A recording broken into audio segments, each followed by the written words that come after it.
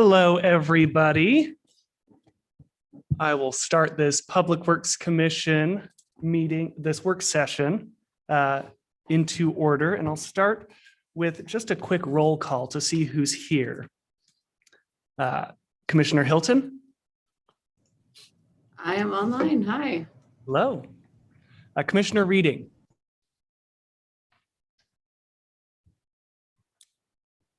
Commissioner Nink. Here. Commissioner Crowley.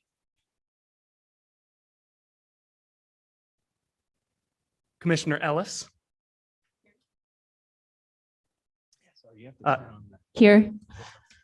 Commissioner Collette. And Commissioner Morgan. I'm here. Perfect. And it looks like Commissioner Crowley just joined in. Hello and welcome. Hi, Crispin. How are you? Marvelous. Good. You look Glad to good. have you. Awesome. So just a quick item before we jump into the agenda. I just want to commend the Public Works and city staff on a fantastic climate action event that just wrapped up. It was fantastic. It looked like there were some news crews out there covering, so keep an eye out. But congratulations, everybody, on a well-executed announcement of our climate action goal. Thank you. Awesome.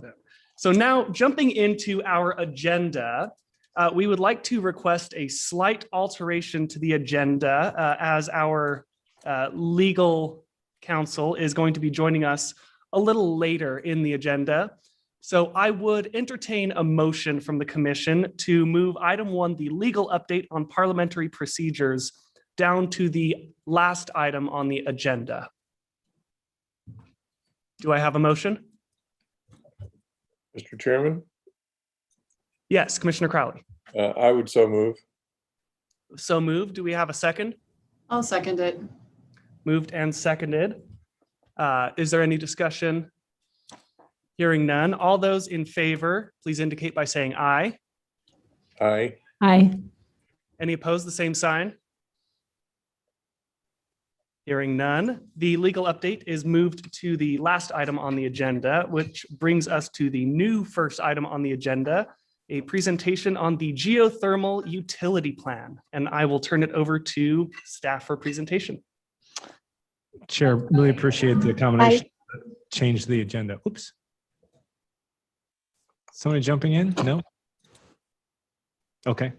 Our first item up on is on the agenda is the geothermal utility plan, and we're going to present this to the commission in 2 parts.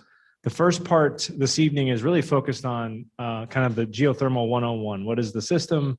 How does it operate? How big is it? What are some of the challenges we're currently facing? And then John's also going to present, John Gunnarsson is here, sorry. He's our geothermal utility manager, and he's going to be doing most of the presentation.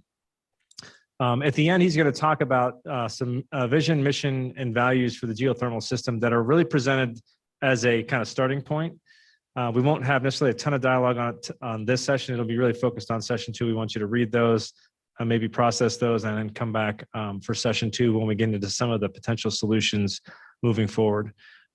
So with that, I'm going to go to the first slide. We've joked about this. When I say geothermal, somebody saw that as like, when I say geo, you say thermal, geo. But the intent was to hear from the commission. When we say geothermal, obviously everybody has a perspective on geothermal. They hear that word. We at the city, obviously city staff, we know we have a very distinct image of what that is. When we go out and talk to the public, they don't necessarily know what it is. When we say the geothermal utility, there's not necessarily a connection that they'll have to that. So to start us off, I was curious if the commission would share with us, remember these are work sessions, so we want to have more dialogue than we typically would have in a regular session. What do you think of when we say geothermal? Obviously, we've got some images up here that some people, maybe it's an auditorium, or maybe it was the historical uses, maybe it's Yellowstone. I'm curious to hear from the commission. What do you all think? So, Mr. Chair, do you mind kind of leading the discussion? I'm just curious to hear, maybe if you don't mind starting off, or we can ask others to jump in. Absolutely. I suppose I'll start off with my first impressions. So my first impressions when I hear the word geothermal is hot water. I used to live in a raw an apartment that had raw geothermal for hot water. So eggs. And then also tied to heating and energy, because I also work downtown and my building has a pretty thorough geothermal heating unit. So I will open it up to my fellow commissioners. Does anybody want to jump in with their input? I think I have a frog in my throat.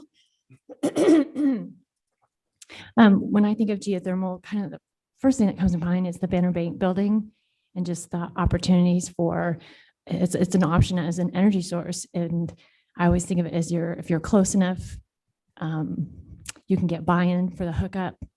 It's a really great way to have an energy source. It's another one. So that's really comes up for me. I hadn't thought of the geyser there for a while since I was little. Yeah, and then also just that Boise, I thought, had taken a really good opportunity to hook up as many buildings as they could so far is really what comes to mind.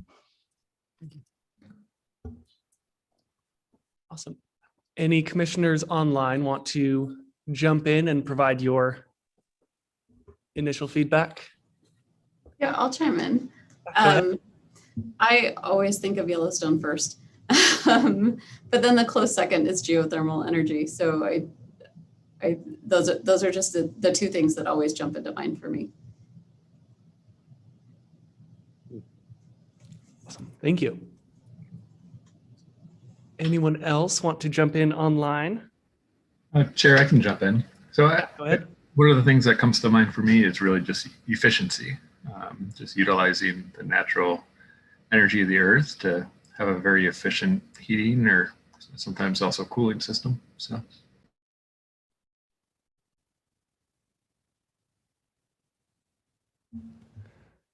Mr. Chair, Yes, go ahead.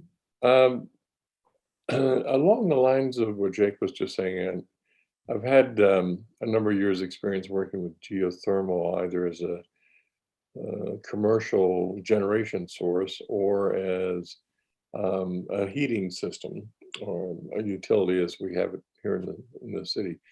And it really has always impressed me as being, as Jake was suggesting, something with a lot of virtues that we don't seem to capture or articulate very well. That being sustainability, renewability, the cleanliness of it, the value that's provided environmentally, as well as the value that's provided in terms of a service that's needed or a number of services that could be needed and provided with geothermal. So it's it's a great resource. It's one that we should be, I think, highlighting. I think John and his staff have done a great job in getting a system put together that's probably one of the best in the country, if not the world. And it's one that I think is, in my mind, it's just another marker for the city of Boise. Just like the river, geothermal is another one of those attributes I think that makes Boise unique, and one that I think we should expand and make more public, make it better known. So that's all I have.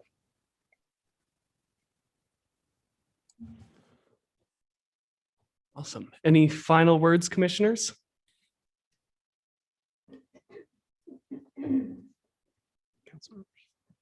Oh, Councilmember Halliburton. Yeah, if you want me to fill some space, I think of actually kind of think of gathering spaces. And so when I was young, I lived in the Warm Lake Cascade area. We spent a lot of time up there, and there's Vulcan Hot Springs, which is just this massive geothermal area. And I got to do a little bit of research and history on the area. It used to be a rather large gathering space for the indigenous population that lived in that area, and a place of healing. And then it became a place where a lot of miners would gather. Then there actually was a public pool there for a little bit. In a long period of time, there's all sorts of great old pictures. And now people go up there and they kind of tour the area, can cook a hard-boiled egg in them if you want to. But I think of these kind of interesting places where people and animals kind of gather naturally for a variety of different reasons. Awesome. Thank you for that. I think Councilmember Bajan is also on Councilmember Bajan, did you have any input? Sure. I guess when I think of geothermal, the first thing I think of is those little like cartoon images of how the earth works that you see in elementary school that have like a rod or a pipe going down to the center of the earth that's magma. That was literally the first thing I thought of, was like penetrating the earth's crust. More broadly, because I've been in a lot of conversations about our geothermal system, the one that I had today with somebody for about an hour was ways to invest in assets that you have for free and to get a lot of benefit from it. And we're talking about the cost benefits in this case of wind farms or other forms of green energy that we could invest in here versus investments we can make on the type of infrastructure we already have, like our existing geothermal system. So that more nerdy line of thinking is top of brain right now because of that conversation today. But my much more childlike mind makes that initial association with that visual image that I think we probably all saw in public school textbooks in like 4th grade of the Earth's crust and the heat inside the planet. Awesome. Thank you, everybody, for your input. I'll pause one more time to see if there's anything else and then turn it back over. All right, hearing nothing, I'll turn it back Great. over. Thank you, Chair. So thank you for that. One of the things you're going to see when John presents is, as part of this plan, we've really tried to kind of rethink what geothermal could be in the city of Boise, and kind of rethinking the way that it can be delivered to the citizens. And do we want to be known for geothermal energy? I think in some circles we are. We could probably do a much better job. And we've heard often from citizens, and we've heard it here a couple of times, that it would be really cool if City of Boise is like synonymous with a geothermal city. So that's stuff that we'll share with you, John, and the team. We also have Jim Party, our city engineer, and Doug Reinhardt from engineering. All of them have done great work on this plan that we've never done before. And I might realize I'm stealing John's thunder, so I'm going to stop talking. And I'll turn it over to John Gunnarsson, and he's going to give us this part one, the overview of the system.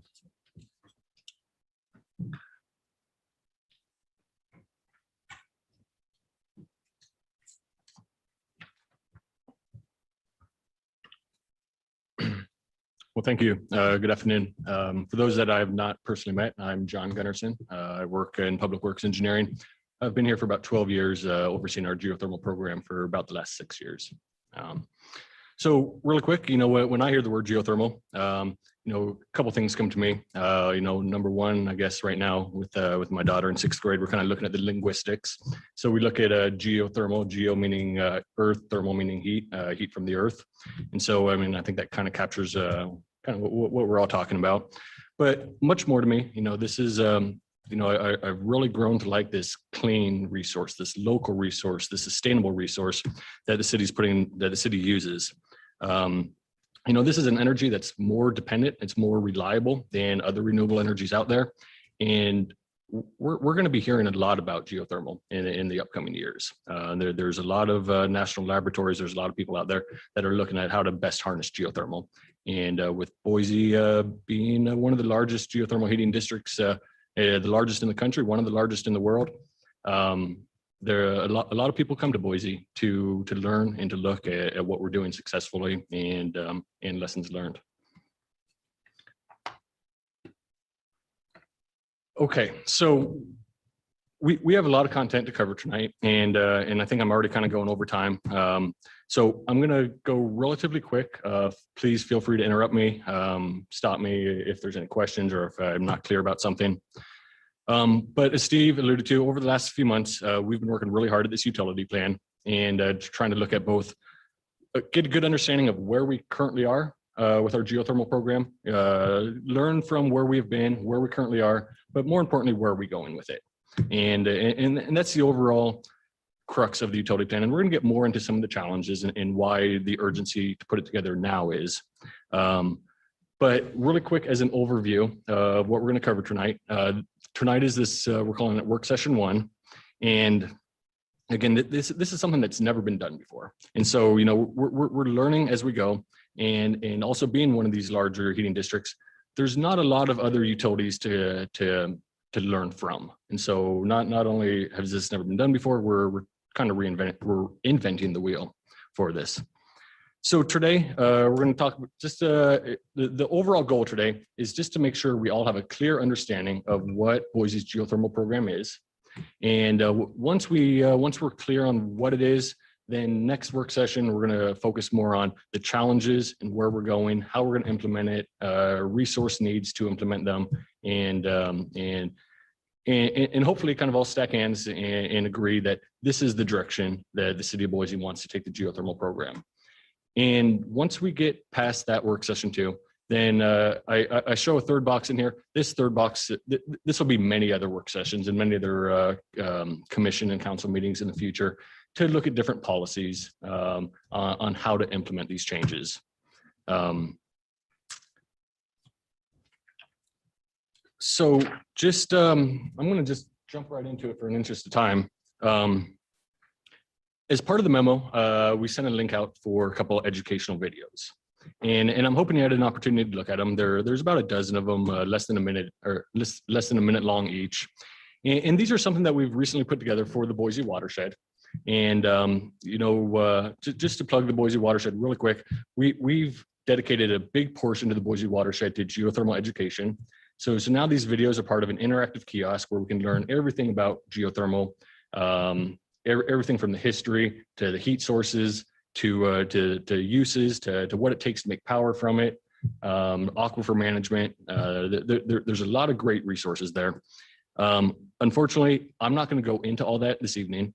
So I again hope that you had an opportunity to review them, to see them, and if not, this Saturday we are doing the grand unveiling of this geothermal exhibit out of the watershed. So it'd be a good opportunity to swing by and not only see this interactive kiosk, but we also have a neat timeline out there. We've got some displays of historic pipe that we used to use the old wood stave pipe.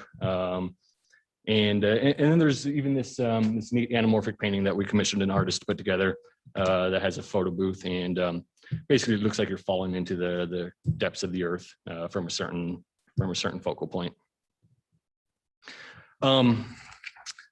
Although everything in those videos is really great stuff, and it's all going to be on display. Tonight, we're going to take a much deeper look at the city's geothermal program specifically. We're going to be looking at basically where is our service area? You know, where can geothermal be served? Where can it be used? Look at the condition of our system. Look at the capacity of the system. Look at our customers. You mentioned the Banner Bank, one of our better customers. The financial status of the geothermal program, and some of the regulations of the system. And then we'll just kind of tease into a little bit of the strategic plan, but save most of the planning going forward. Okay, so let's start with where it is. Okay, so we're looking at a map here. This is downtown Boise. You can see the Boise River kind of cutting right through the center of it. There's a handful of different colors on here. So the Boise geothermal system is not the only system downtown. A few of the commission members mentioned living in an area with geothermal. And for the most part, I assume that is kind of along the Warm Springs Avenue or up and down the streets along Warm Springs Avenue. And we'll see on this map, that's what the green line represents. The green line is the historic district. It's been around since the 1800s. The magenta, the pink line, is the city of Boise system. Again, the river kind of cuts right through it, and we can see now that we're serving on the south end of the river over at Boise State University, now serving 11 of their buildings. The light blue is the state of Idaho system. We have the only state capital to be heated by geothermal and the whole Capitol Mall. And the darker blue up in the top is the VA system. It heats the VA hospital and about 20 buildings up on the VA campus. More specifically, looking right at our system, doesn't show up very well on here, but you can kind of see a shaded area. That is what we call our place of use. That's defined by our water right for this geothermal. And with a water right, you define where it's going to be applied to, where it's going to be used. So right now the shaded area is where we're allowed to be using geothermal water. There's no reason that this map cannot be amended and we can extend it, but it does go through a public comment period, and it's just a formality. Right now, it captures our entire system plus a few blocks in each direction for upcoming growth. You'll see on the top right side of it, there's a couple blue dots. That's where our production wells are located. They're up by the new Bike Skills Park up on off Mountain Cove Road and off of Fort Boise. We have 3 main production wells up there. There's 4 wells that are drilled. We use one of them as our monitoring well. And then this water is piped to downtown to a series of buildings. Everywhere that you see one of our lines here, there's actually 2 pipes. It's a 2-pipe system. So we take the hot water from the wells, we take them to a building. After the building takes some heat off of it, we capture it again, and we run it to our injection well, which is you see a green dot. It's kind of on the backside of Julie Davis Park. And maybe the last piece of it too is you'll see kind of a squiggly line going off to the left, and that is our emergency river discharge. We'll talk more about that in the regulation piece of this, but we are permitted to discharge to the Boise River. With that said, we don't like to. It's for emergency uses only. In general, it's basically our safety switch. Oh, thank you. If you can press this monitor and stay close. Yep.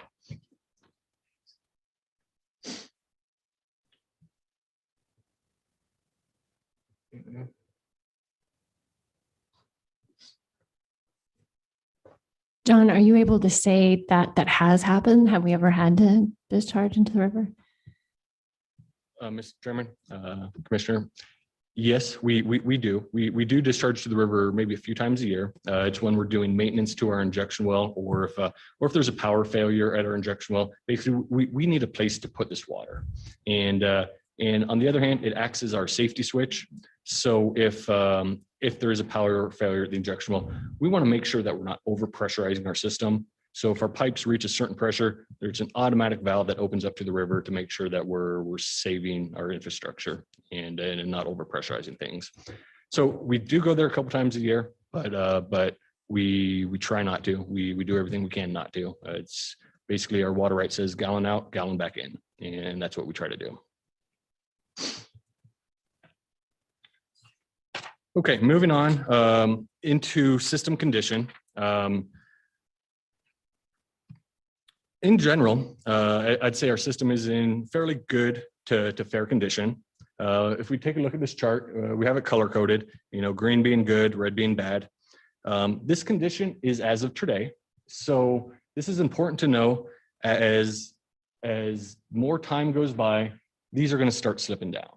And so, fairs are going to go to bad, goods are going to go to fair. And it's just a matter of time before a system is in dire need of repair. This is really important because we don't want to run a system to failure. You never want to run a utility to failure and try to expect to replace it all at one time.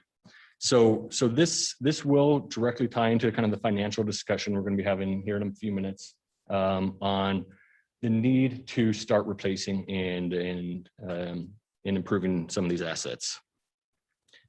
To be clear, the condition that we're at and kind of the financial situation that we'll be talking about, this is not to the fault of any past management, any past leadership. This has been a pilot project. This entire program has been a pilot project for the last 35 years. And it wasn't just until 3 years ago, we actually were able to secure our original water right for this water.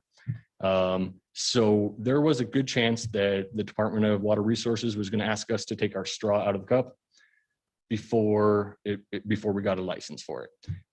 We're talking regulations. Now we have a license for it. Now we've applied for junior water rights and received them. And this is now kind of a changing of the tides where this is a established utility that has the right to be pumping this water.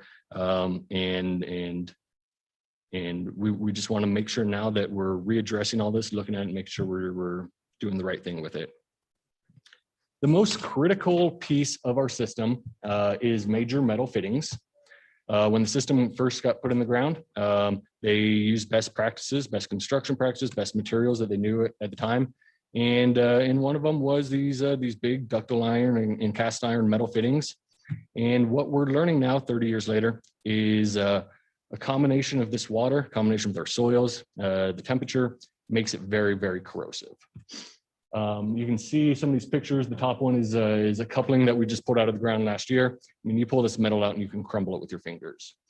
Second to the bottom is something they tried using about 10 years ago, using stainless steel for fittings, and we're finding that those were even failing at a very high rate. You know, what's really interesting is taking a look at this quick graph I just pulled offline, is carbon steel has a corrosivity curve on how fast it corrodes. And well, about the highest point on that is the temperature of our geothermal water. Meaning if our water is any colder, things would corrode at a slower rate, or if it's any hotter, it's corrode at a slower rate. We're kind of right at that apex. And we're seeing it on these metal fittings. As far as new construction goes, we are always innovating. We're looking at new materials, we're looking at new pipe types, we're looking at cathodic protection, basically try to make any assets we put in the ground last as long as they can, for as long as they can. And for the most part, it's plastic and composite pipes and fittings and materials that essentially has no metal associated with it. And so that's what we've been doing this summer, last summer, really improving big portions of our system to get rid of these failing metal fittings. Let me just pause really quick. So I talked about kind of the area and the system condition. Before I move on to capacity, are there any questions? Any questions from the commission? Yes, Commissioner Ellis. Now I'm really curious I'm really curious as to what kind of plastic. You guys will probably talk about that later, but now I'm like really curious. I can hit that one really quick. There are new grades of HDPE, the high density polyethylene. It's a really strong, it's a really sound pipe. It's a plastic pipe that's extruded.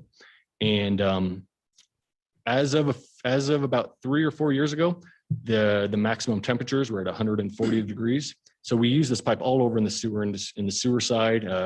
Suez uses it all for their water systems, but we could never use it on the geothermal system because of the temperatures. And it was about 2 years ago they came out with a new blend of it that can now withstand higher temperatures. And so we've been using that, not solely, but a lot of it over the last 2 years. And it has proven itself to be a much cheaper, much more reliable. Contractors love working with it because they work on it on all the other systems downtown. It just kind of has this plethora of benefits that we're seeing. Mm-hmm. Awesome. I have a question, and then it looks like Councilmember Bajent has his hand up as well. So my question is, what does aging look like for this new grade of plastic pipe? What does the degradation of that pipe look like, especially if it has any runoff or pollutant effect on the geothermal water as it's returned? Thank you for the question, Mr. Chairman. This pipe that we're using is water class quality pipe. It's meant for water industries. I too was very concerned about the degradation of it. You know, we don't want to put everything in the deep. We don't want to invest solely into one material until we know more about it. So we are using that a lot for some of these major upgrades. We're also using fiberglass pipe. We're also using some PEX pipe. And we've been talking a lot with the manufacturers of this HDPE. On all of the characteristics, everything from insulation property and heat capacity of it, expansion and contraction of it, UV degradation.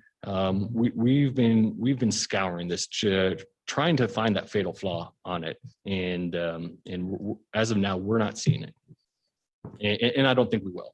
This is proven in the industry, and it's definitely times better than what's currently in there. Awesome. Thank you for that. Councilmember Bajent.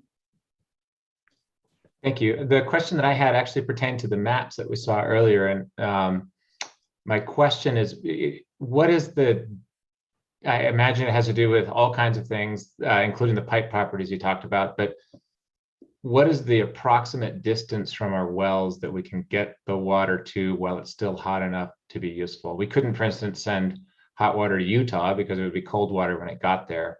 Like, what is the useful or efficient radius for distributing water from this system throughout town.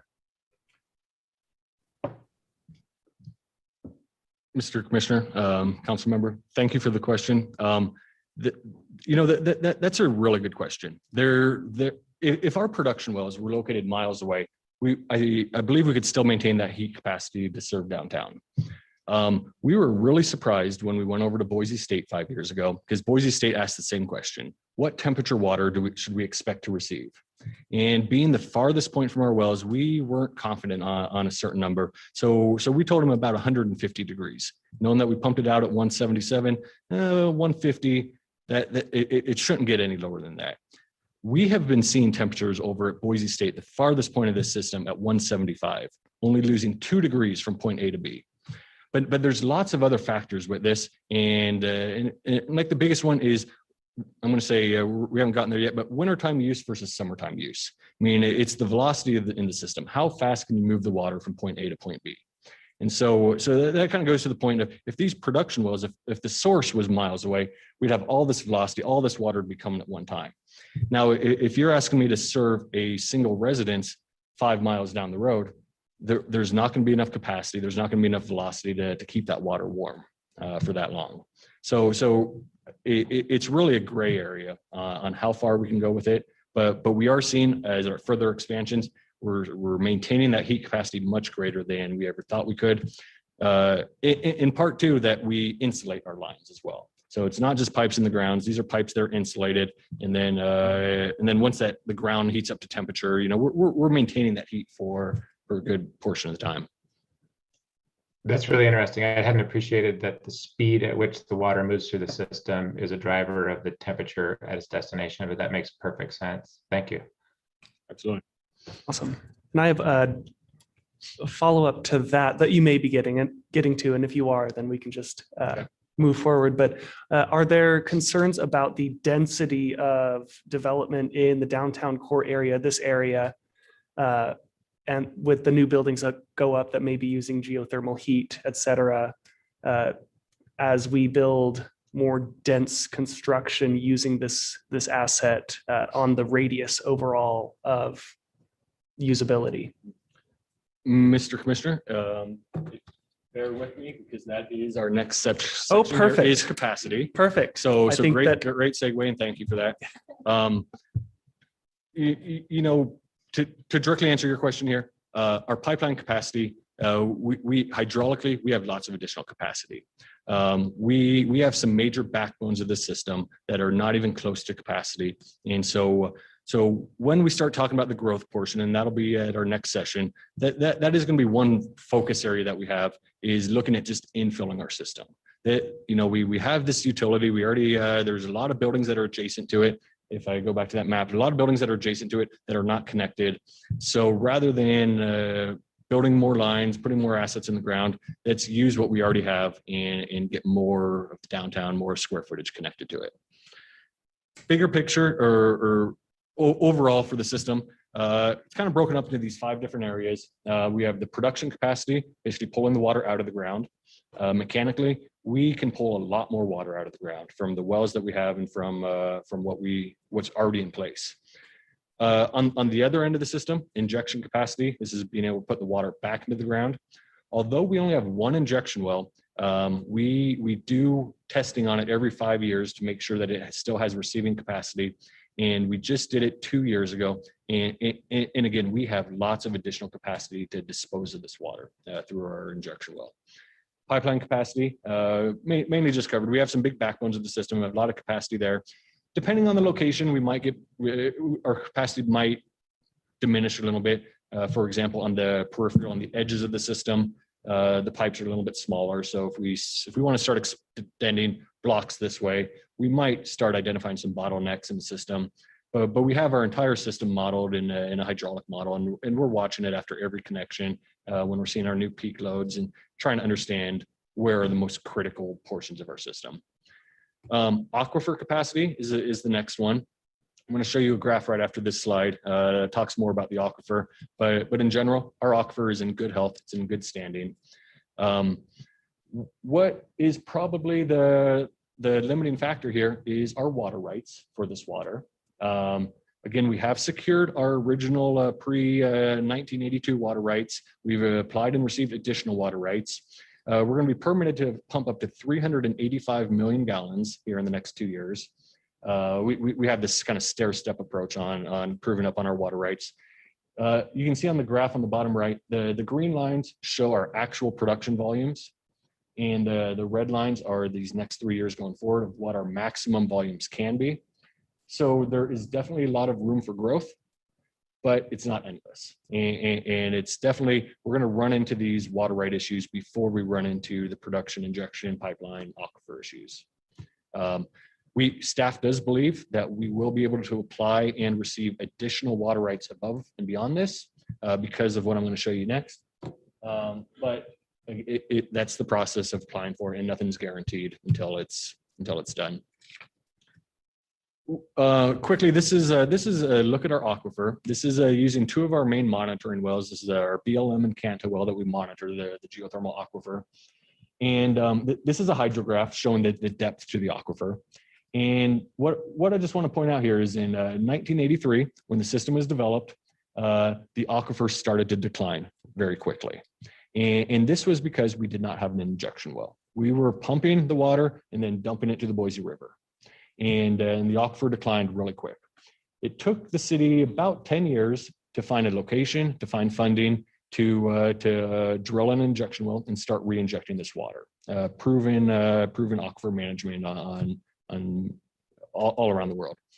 The aquifer, or the injection well, was completed in 1999, and we can see that the very next year it started to rebound.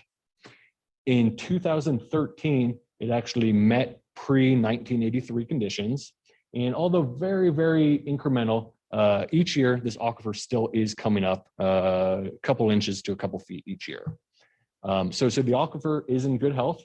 And it's because of this decline, it's because of this dip in it, is why we were never allowed to prove our original water right. Because there was this decline, the Department of Water Resources did what they put a moratorium over the aquifer and said there's going to be no more future development of this. There's going to be, everybody's going to have to curtail their flow until a solution is worked out. And it was 3 years ago that we applied for proof of beneficial use of this resource, received it because of the success, and at the same time applied for an additional water right and received it, and we believe we'll be able to keep doing that going forward as long as this aquifer remains healthy.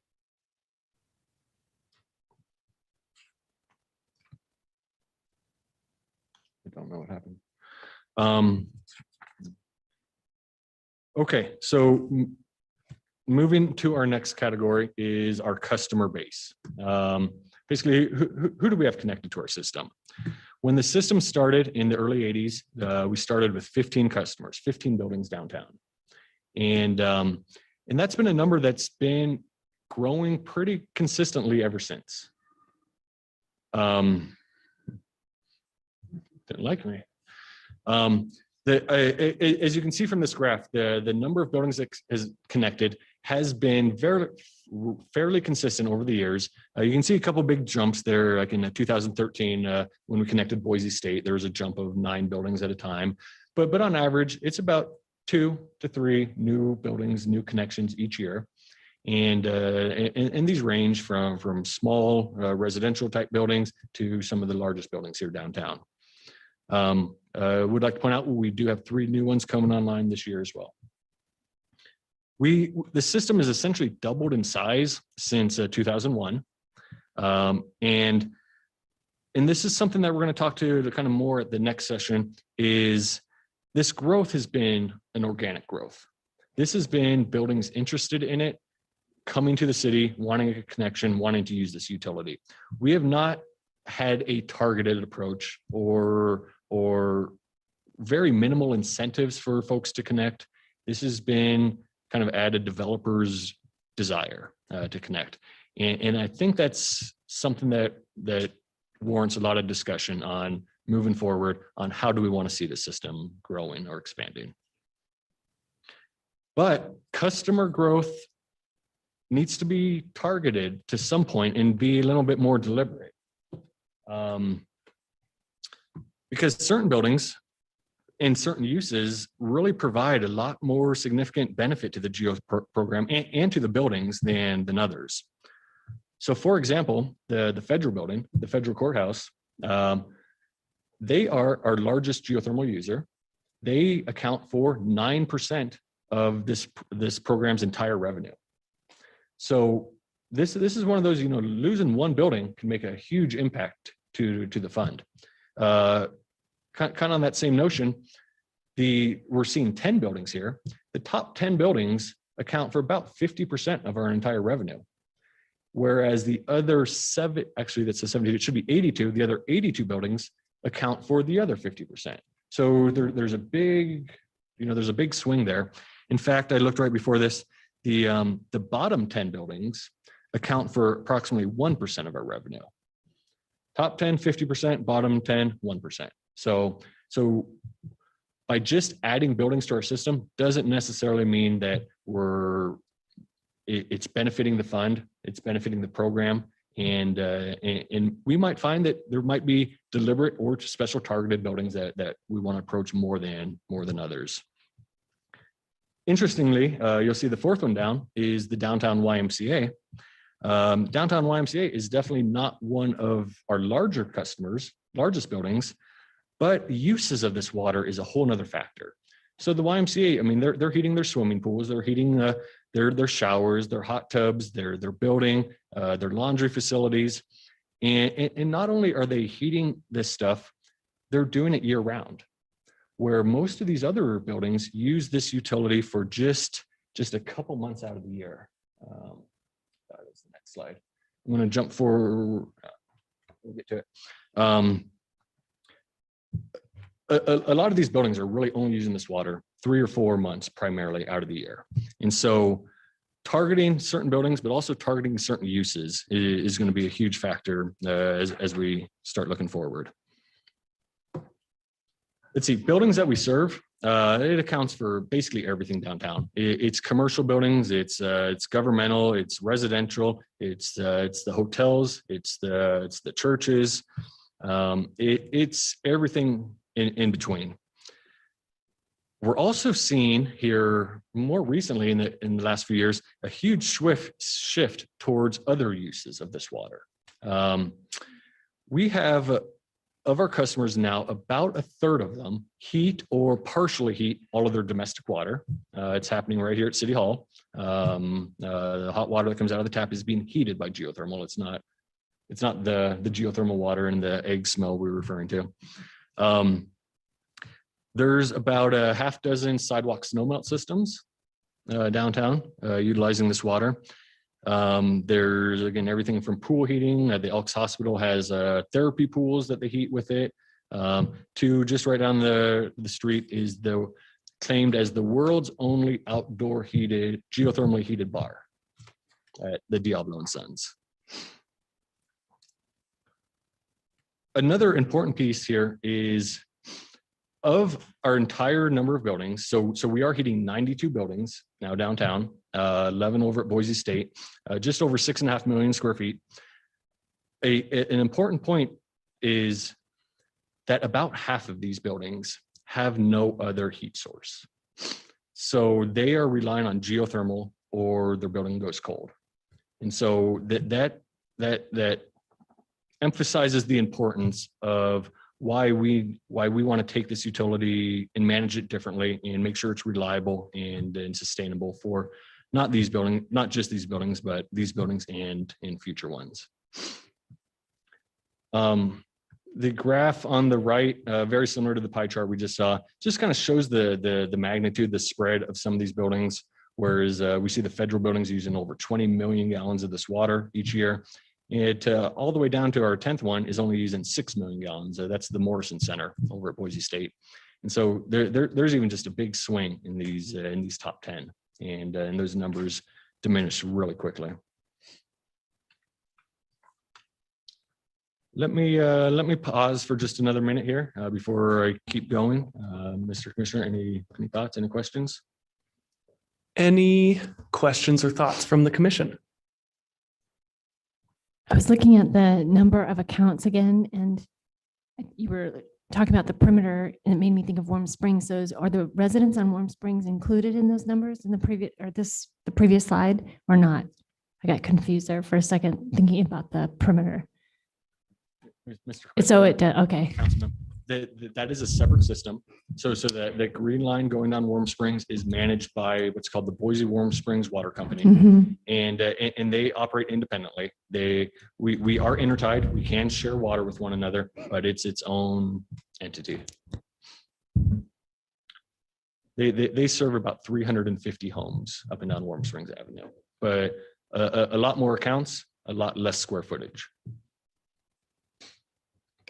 Awesome. Thank you. Any other questions or comments from the commission? Hearing none, let's continue. Let's keep going. Okay, on the regulatory side, basically broken into three parts here. We've got the production side, what we can pull out of the ground. We've got the injection side, what we can put back into the ground, and we have our emergency NPDES river discharge permit. One of the important messages that we've already covered here is the fact that on the production end of this, we didn't have water rights as of 3 years ago. So that's a huge game changer in looking at this utility. Now that we have actually gone to license for these water rights, and we've received permit to increase it even further. And we saw that graph already. Green line showing how much we actually produced, and red line showing what we're allowed to produce. And you'll see that the numbers really swing there over these last 5 years.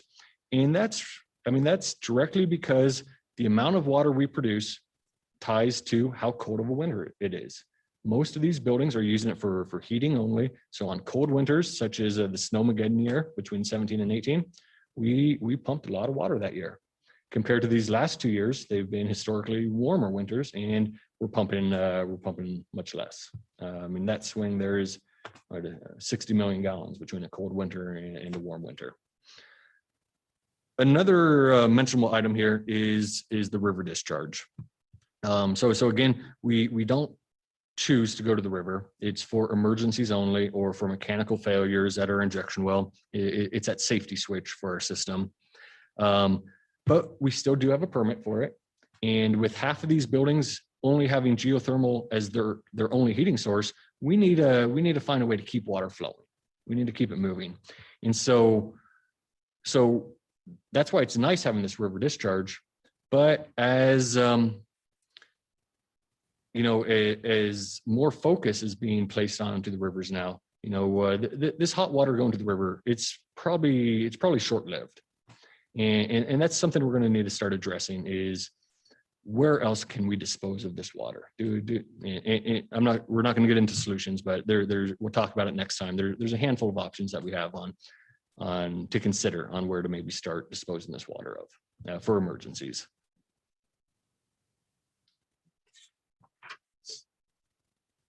Okay, now I'm going to jump into the financial side of it, and we're going to spend just a little bit more time here. A lot of things we talked to pointing back to here. So from a high level, the geothermal program is an enterprise fund through the city, meaning we don't rely on the general fund. We don't rely on other departments.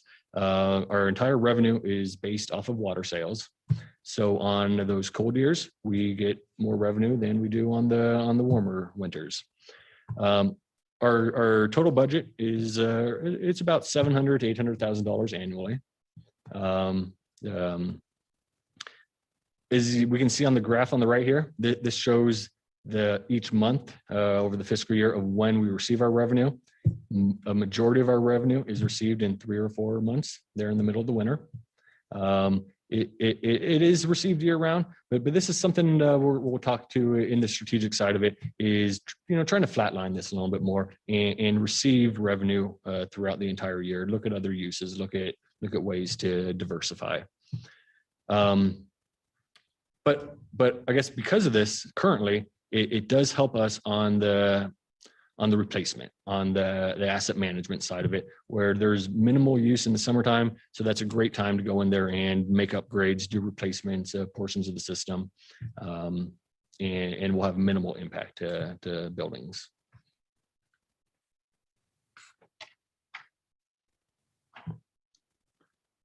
So although our existing water sales do fund the operation of our system, they do not fully fund any extensions of our system or replacements of our system.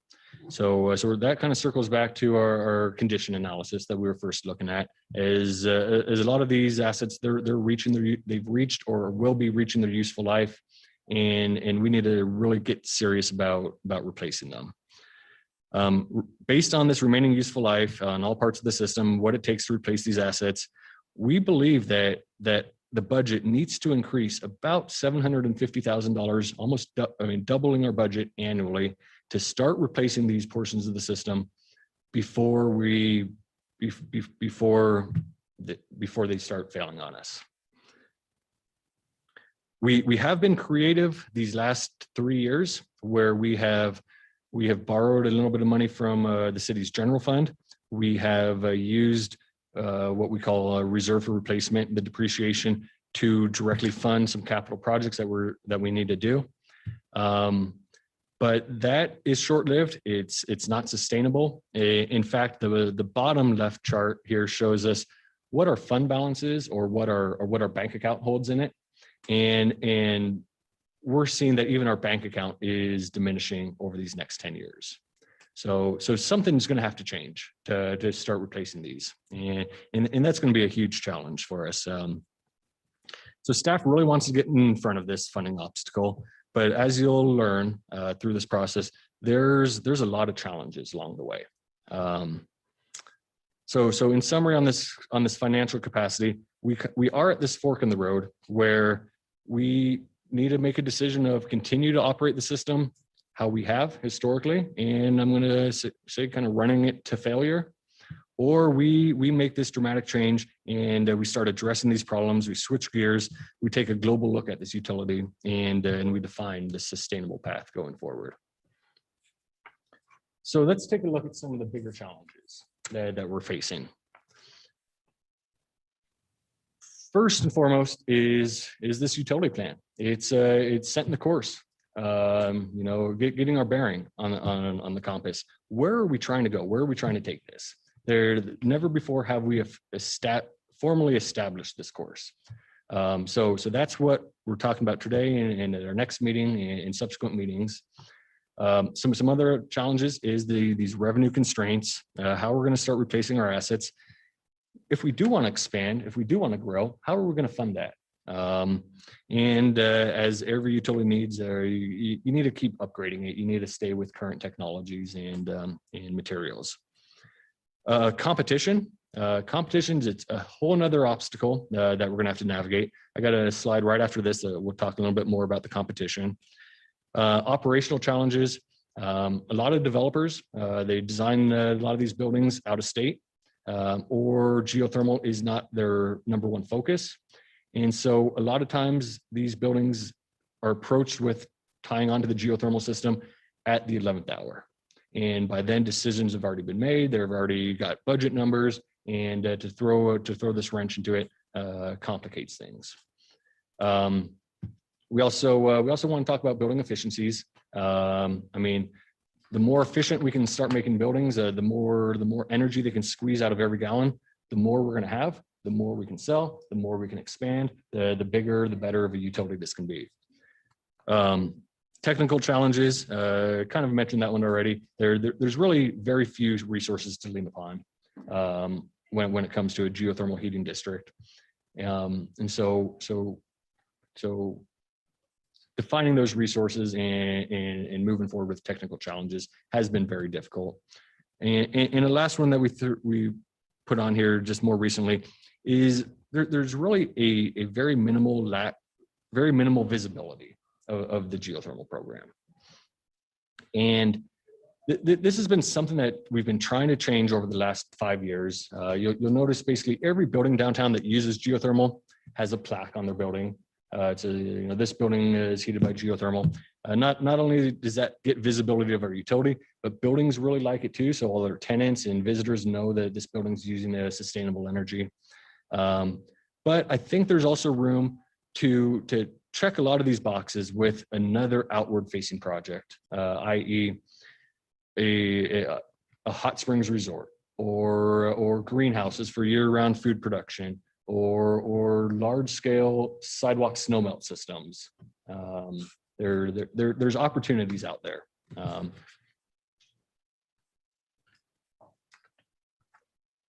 Fun challenges. I mean, really, we're at that point where we need to either decrease our expenses or increase our revenues.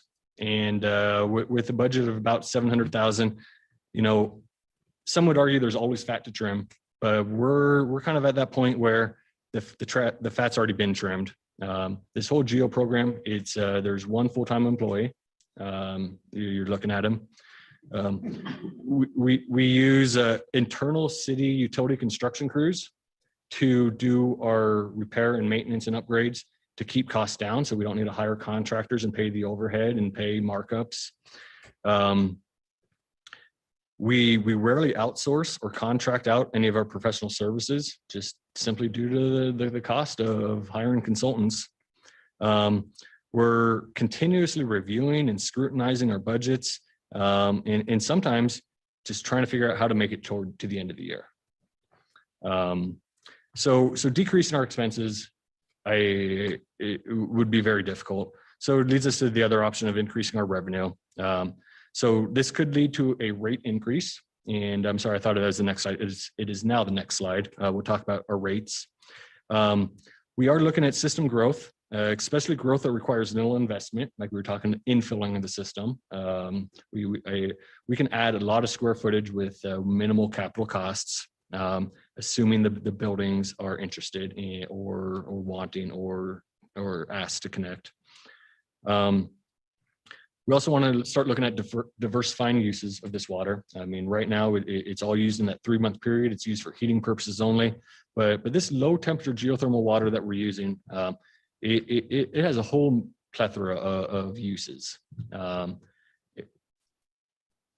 All over the state, all over the country, all over the world, they're using low temperature water for different industries, for different aquaculture, for different greenhouse operations. There's definitely opportunities there to start diversifying. But as we'll learn as we go through this and subsequent meetings, every single one of these is just layered with other challenges. And so that's going to be our job here, is to navigate these challenges and evaluate what our best business case is. So one of these challenges that hits really close to the geothermal utility is our competition or comparison with natural gas. I mean, as a developer or a homeowner, you have choices on the way you heat a building. And electricity currently is a very expensive way to heat it. Natural gas right now is a very cheap way to heat it. When the system was first developed in 1983, we carried a 30% cost savings from natural gas. So every time natural gas did a rate adjustment, we would reevaluate our rates and go up or down to carry this 30% cost savings. And that held true all the way through about 2005, 2006, until we started seeing natural gas decline. And it's been here for the last 15 years. It has still just been declining. It was about 2010 that we had to just decouple from natural gas and no longer provide this cost savings. And in fact, in 2013, we were approached by the Elks Hospital from that chart, one of our bigger customers, that said they could save money using natural gas over geothermal. And being a big piece of that pie, we in 2013, we did a 9% rate decrease to make sure we didn't lose one of our larger customers. As of right now, on a per BTU basis, it's about 30% cheaper to be using natural gas than geothermal. Now, that takes in a handful of assumptions. And I guess the message I want to portray here is, if a building does it right, geothermal can still be competitive. I mean, it's basically how much energy can you squeeze out of this gallon of water. And so if you're very efficient with it, you can squeeze a lot of energy out of it. It can still be competitive or even cost savings to natural gas. But on average, the amount of water people can squeeze out of this, or the amount of energy that people can squeeze out of this, is about 50 degrees of heat. And if you squeeze that 50 degrees of heat out of it, natural gas is 30% cheaper on a BTU basis. We've got a couple buildings at Boise State, the Oahe Plaza, Banner Bank, that can get 60, 70 degrees of heat off each gallon, in which this is still there's still economic benefit for them to use geothermal. But the idea of just, well, why don't we increase our rates if we're having these fun challenges? It's because if we start increasing our rates, we're going to start making a bigger delta between our rates in natural gas. And number one, we don't want to lose the customers that we have. We're trying to entice new customers.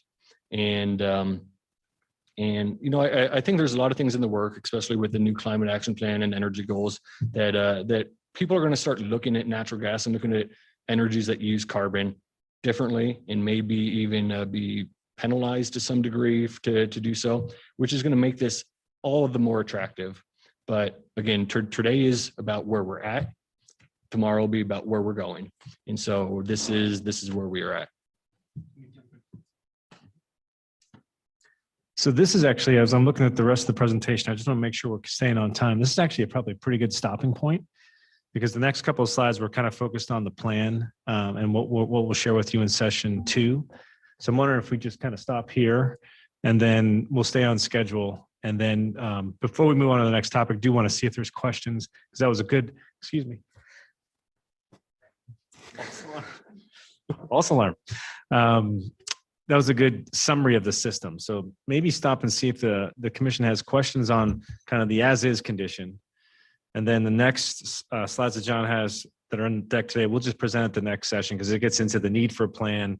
What are some of the vision, mission, values? We'll share those with you ahead of time so you can review those. And this way we can make sure we stay on schedule. So maybe open it up for any discussion, any questions that the commission or council members may have. Awesome. Well, thank you for that presentation. Are there any questions or comments from the commission or our guests from City Council? I have a question. When you were explaining the difference between natural gas and geothermal and the efficiency, that pound, was it the amount of heat per the amount of water? I would assume that that does not include this idea of what it takes to get there, the hookup. So when you're looking at it, you're looking at a building ready situation, right? It's not any of the preparation to get to that point. Mr. Commissioner, Council Member, you absolutely correct. Okay. We're solely just looking at the rates. We're looking at buildings that already have the pipes going into their building, are already connected. What's it cost for that gallon of water compared to the equivalent in natural gas? That's the hard part, to get people to think long-term. Awesome. Thank you. I look forward to learning a lot more about this asset. And one part that I want to learn more about is if there exists any local or any other comparable study on the comparable cost of geothermal versus natural gas or other resources, including externalities like environmental impact over time and anything like that. Mr. Commissioner, I believe we can pull something together and have it for you next time. Awesome. Thank you. Commissioner Person Gravatt. Yes. So you had mentioned something, John, about some folks using it to melt the ice or the snow off their driveways and a variety of things there. And I'm thinking about, my driveway at home that I shoveled maybe 3 times last year, several more times several years ago. And so when we were looking at it from a transportation perspective, whether it's a streetscape, a sidewalk, a pathway, whatever it may be, is there enough of a need to justify those types of projects in Boise on the typical year, knowing that every once in a while we do have that snowpocalypse year where we couldn't figure out how to shovel the sidewalks, and people in wheelchairs and walkers outside their apartments couldn't figure out how to get around, and all the time and effort that went into that. I'm just wondering if we know if it's even economically viable for us to be looking at pathway and sidewalk melting with the amount, or the few days that we actually do have to shovel or melt stuff.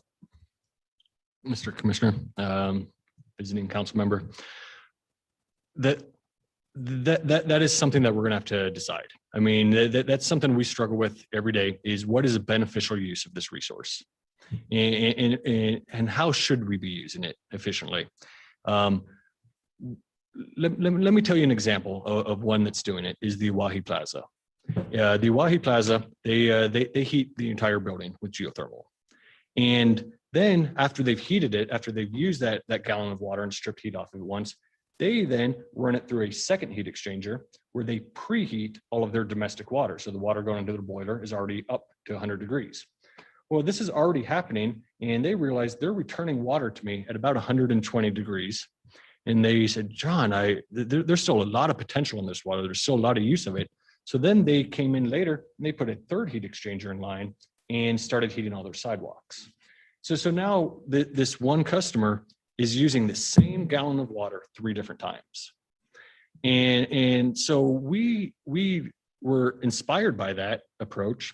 And about 4 years ago, when Steve and Neil came to me saying, we want to develop the live district. We want to use geothermal for the live district. You know, at the time, well, how big are the buildings going to be? You know, what kind of area are we talking about? And nobody was quite sure how it was going to develop and at what rate. And so we said, you know, well, at the time, we don't even have water rights for this. We can't commit this entire area.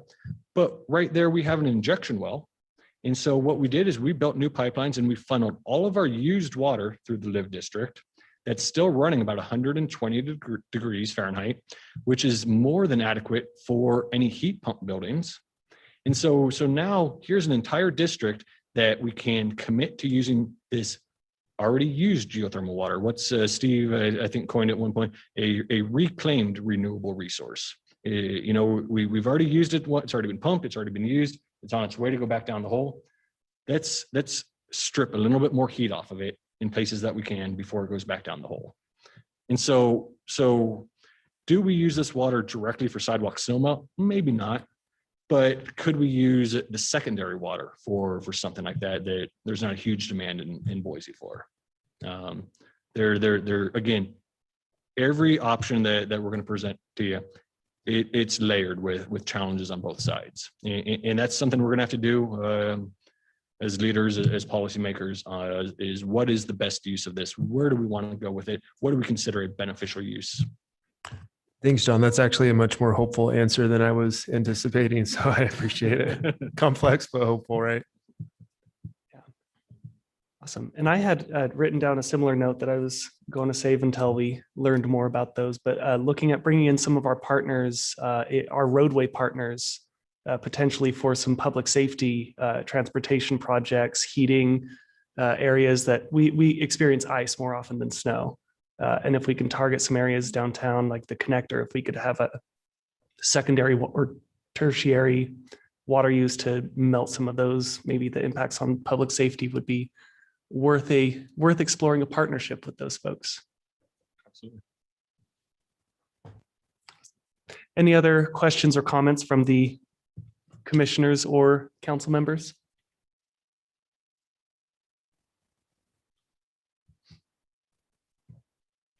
Hearing none, thank you for that presentation. I look forward to part 2. Thank you.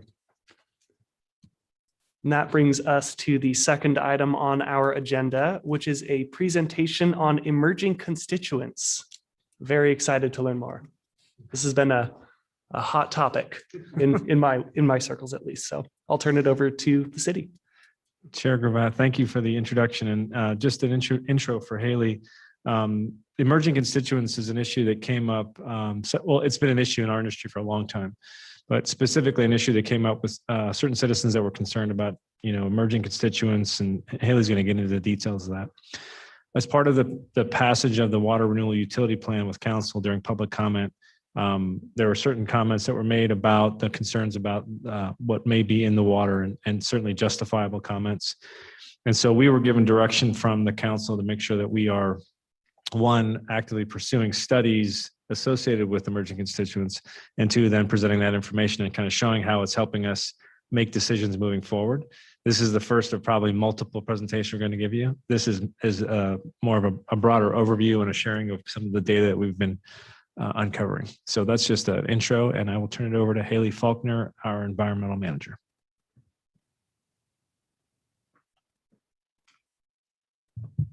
All right, been told the mic needs to be close.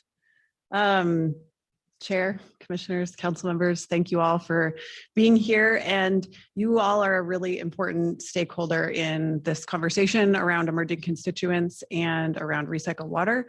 So I want to start a little bit with that framing, and then certainly have some places where we'll be asking questions of you today.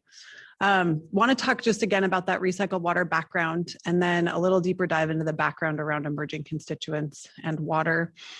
Give you the details of the sampling that we've done and some initial results, but as Steve mentioned, we'll come back with more and then share the next steps of where we're headed. So we talk about the utility plan. Certainly that is something that we've talked a fair amount over the last several years. The future and what is in the utility plan is really kind of anchored in recycled water as a resource, new capacity in our system, being focused on recycled water, and of course, enhancing the health and uses of the Boise River.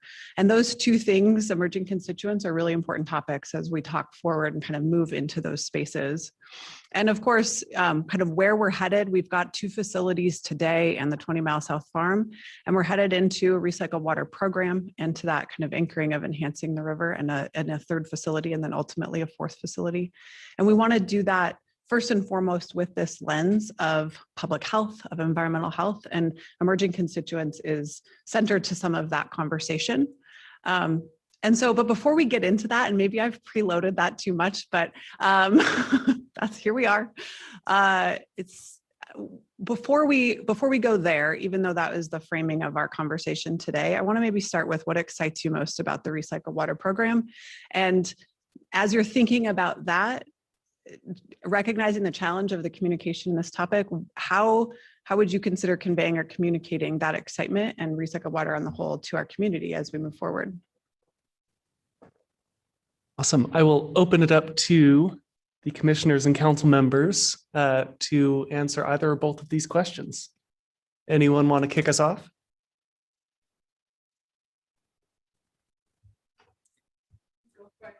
Yes, Commissioner Ellis. I think what excites me the most is that we're even trying to do it. You don't hear very many communities throughout the US that are doing it. And I love the idea that we're on the forefront of even trying. And I know that we're going to, when I talk about it with peers, that I don't usually get a good reaction right away. And I already try to start mediating the conversation. But when I remind them of scenarios across the world in South Africa and what we're up against and that we're near desert, then they listen, they stop talking and they listen. So, yeah, it's listening, so it's how might we convey, it's just letting them vent. Yeah. And then just trying to tell them about what we would be trying to do to take care of the issues that they're concerned about, as they would not like the alternative of no water. Thank you. Any other commissioners or council members want to jump in?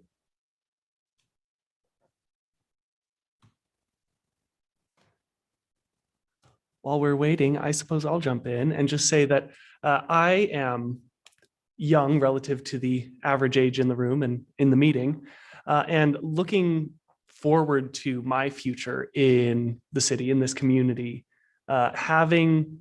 being able to plan now so that we have this asset sustainably for a point when hopefully I can retire and live here. Being able to create an asset that we can rely on into the future is what excites me the most. And being able to bring concerns that we have about the quality of water or the price of water or all of these different things and really engage the various communities and neighborhoods that we have to give voice to these concerns and to carry that out in shaping an asset that really impacts us all. It's the fundamental element of life. And I think what's been effective for me is in communicating this out is really tying it to that future plan, to our resiliency. As we are growing on the one hand in population, putting strain from one direction on this asset.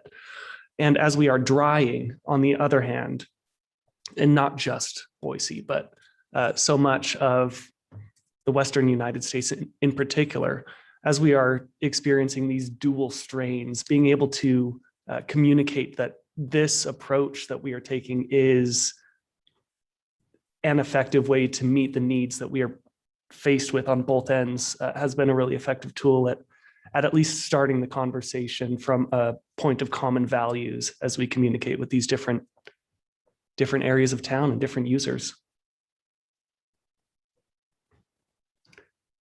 Any other commissioners or council members want to jump in?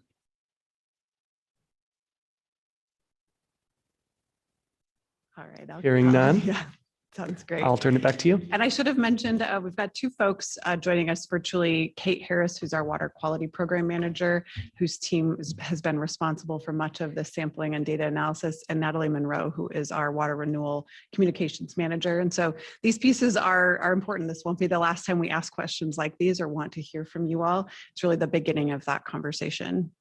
And so maybe one more question for you. If you were describing to a neighbor, your peers, a community member about this notion of recycled water and aquifer recharge, what questions or concerns do you think they would have? And we can maybe limit this to a few, but this is important because back to the listening and being able to hear those concerns and then adequately address them, this is really important. Yeah, I'll kick off this conversation. Just last week, I was out at the city's zoning code rewrite meeting out in Northwest Boise to also get a feel for how folks are feeling about water assets in the area. And the number one concern that folks keep coming back with is the quality of water, especially if water is going to be used for agricultural uses in the area. And the continued availability of high quality water to sustain the lifestyle that they currently carry out. And with that, I'll turn it over. Any other commissioners or council members want to jump in? Commissioner Ellis. That pretty much sums it up, the water quality issues that people start coming up with ideas about certain prescribed and unprescribed drugs and things. I mean, they just kind of go the gamut of being scared.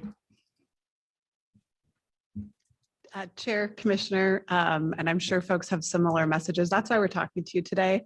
And I guess with that in mind, there will be another set of questions where I probably go too far into the weeds, and then we'll really be looking for some feedback from you all on how we do communicate this very complicated topic. So before that, I want to just jump in with a little bit of information of what are we talking about when we talk about emerging constituents. They are found in most waters in the environment. We are not limiting this conversation to water, to recycled water or to wastewater. They're transmitted in a variety of ways. Certainly when we're talking about pesticides or herbicides, those come via runoff or stormwater. We do see this, of course, indirectly through human consumption. We drink our coffee or take our medicines, and we as the water renewal utility accept that waste. And then also we see atmospheric transfer. And so when you hear conversations of polar bears having PFAS in them, that is typically through atmospheric transfer. And when we're talking about emerging constituents, this is a very broad phrase that comprises a lot of different types of typically unregulated chemicals, unregulated in the water system. So pharmaceuticals, herbicides, pesticides, radionuclides, we've got a variety of things, and it's often, chemicals are being created faster than we have a means to analyze for them or treat for them. So this level of research and this information gathering is really important to be able to have these conversations and then to really determine a path forward. I think if we take just a quick time out, we are not starting at square zero on this. We do have programs in place today that impact or affect kind of the introduction of emerging constituents into our waterways. And so just briefly, our stormwater best management practices, times where we are taking that stormwater out of the roadway and running off directly into the Boise River, and we have things like green stormwater infrastructure, we're removing that kind of direct input into the water system. We have a robust pretreatment program where we're required to regulate what's coming to us from significant industrial users. So we can measure and require what they're sending us. And that's really a preventative way of doing that. That's in the category of efficiency first or conservation. This way it's keeping it out of our system before it ever comes to us in the first place. And our household hazardous waste program is in that same category, where we're giving folks a place to put these, anything marked danger, hazard, toxic, should not be going down the trash or in the trash or down the toilet or the drain. And we have a program for that, that in 2019 collected over 1.5 million pounds of waste, and certainly an area for continued investment.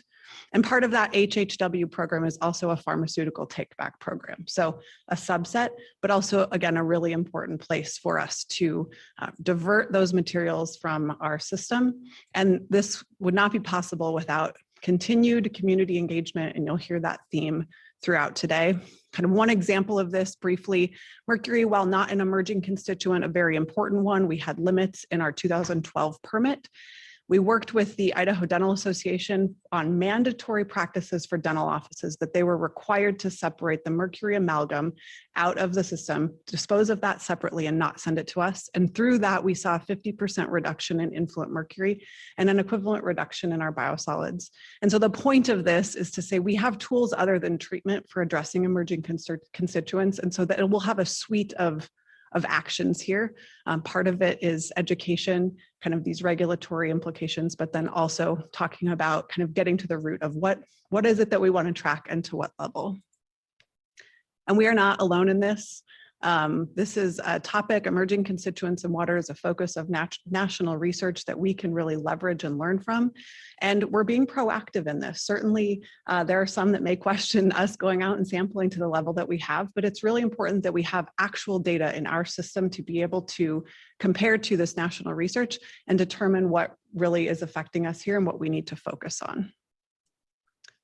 So this is the point when I try not to have notes sometimes, but this one we're gonna get into the weeds a little bit here. When we talk about risk assessments and health screening levels, how do we take what could be kind of an overwhelming amount of data? We test for 303 chemicals and we get back data at parts per trillion levels. And how do we talk about that in a way that is meaningful, that connects to the community and is tied to risk? Because just because we can measure it doesn't mean it's an issue. And just because we didn't doesn't mean that it's not, and we need a pathway for that. And so most compounds that we have to measure in our water renewal facilities have established criteria, water quality criteria that we're measuring against. When we talk about these emerging constituents, there are not established criteria for them. There are not water quality standards or health standards, maximum contaminant levels on the drinking water side. So we're having to go towards other areas of research as a comparison point.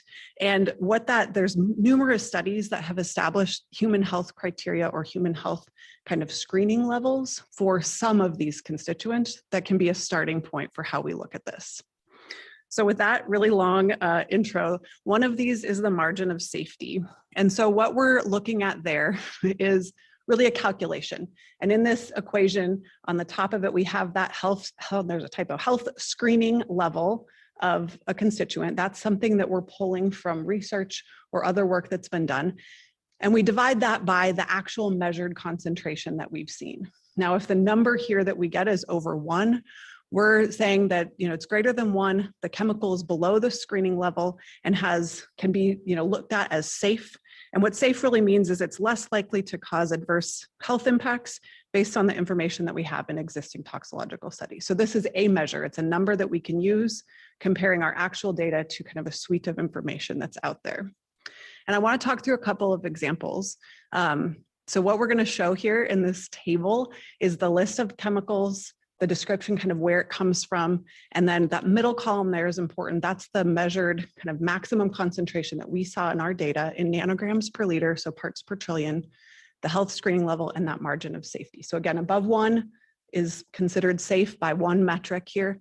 A really important reminder before I put these numbers up here, we're kind of comparing two different things here, because typically health screening levels are related to drinking water or some sort of potable kind of use. What we're comparing is secondary treated effluent. So the qualities are not the same. Even our recycled water, when we have that produced for any of the uses we've talked about, we'll have additional levels of treatment than what we have today. So I think that's a really important caveat. So the first one we'll look at is DEET, an insect repellent measured in our Lander Street effluent at 790 nanograms per liter compared to a health screening level of 200,000 with a margin of safety of 253. So 253 times above that sort of middle bar, we would look at that and say, okay, we're probably like reasonably okay there. Estrone, which is a form of estrogen, measured at 62 nanograms per liter compared to a health screening level of 320. So here we get a margin of safety of 5, still 5 times higher than that kind of measure of safety, something to watch, but kind of that's the starting point. And the remainder of this table looks complicated, but you can see the numbers there on the margin of safety range from 5 to 2,830.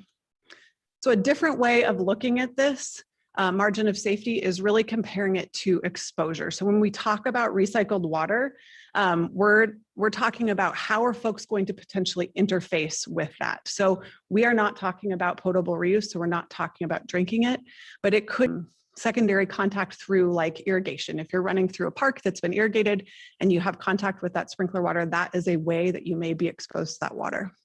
So this table, I'm going to point you to 2 areas, a similar constituents here. The top one is 17 beta estradiol, so a different form of estrogen. What we're comparing here is the concentration of a typical exposure. If you were to take the Tylenol example, the acetaminophen is the best one here. Is one extra strength Tylenol at 500 milligrams. So in this case, the estradiol at 0.5 milligrams, that's the kind of single typical dose of ingestion for a human. The comparison here is how long would it take in typical exposure of recycled water to get that same exposure of kind of the human consumption taking, in this case, the hormone. So for an agricultural worker who is exposed to water on a much more regular basis, it would take 16,000 years of exposure to recycled water to get the same exposure as a single dose of that. By comparison, DEET, where we're looking at one application of spraying ourselves down with bug spray, would take that same agricultural worker 85 million years of exposure to recycled water to get that same kind of single exposure. So this is not with our data. This was research that was done for kind of different broader purposes, but certainly can be powerful. 2 different ways of looking at it.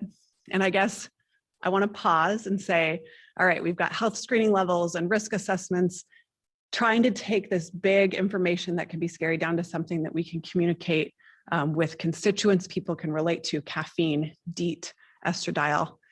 How would you like to see us do this moving forward? What resonates? What stood out here? Awesome. I'll open it up to our commissioners and council members.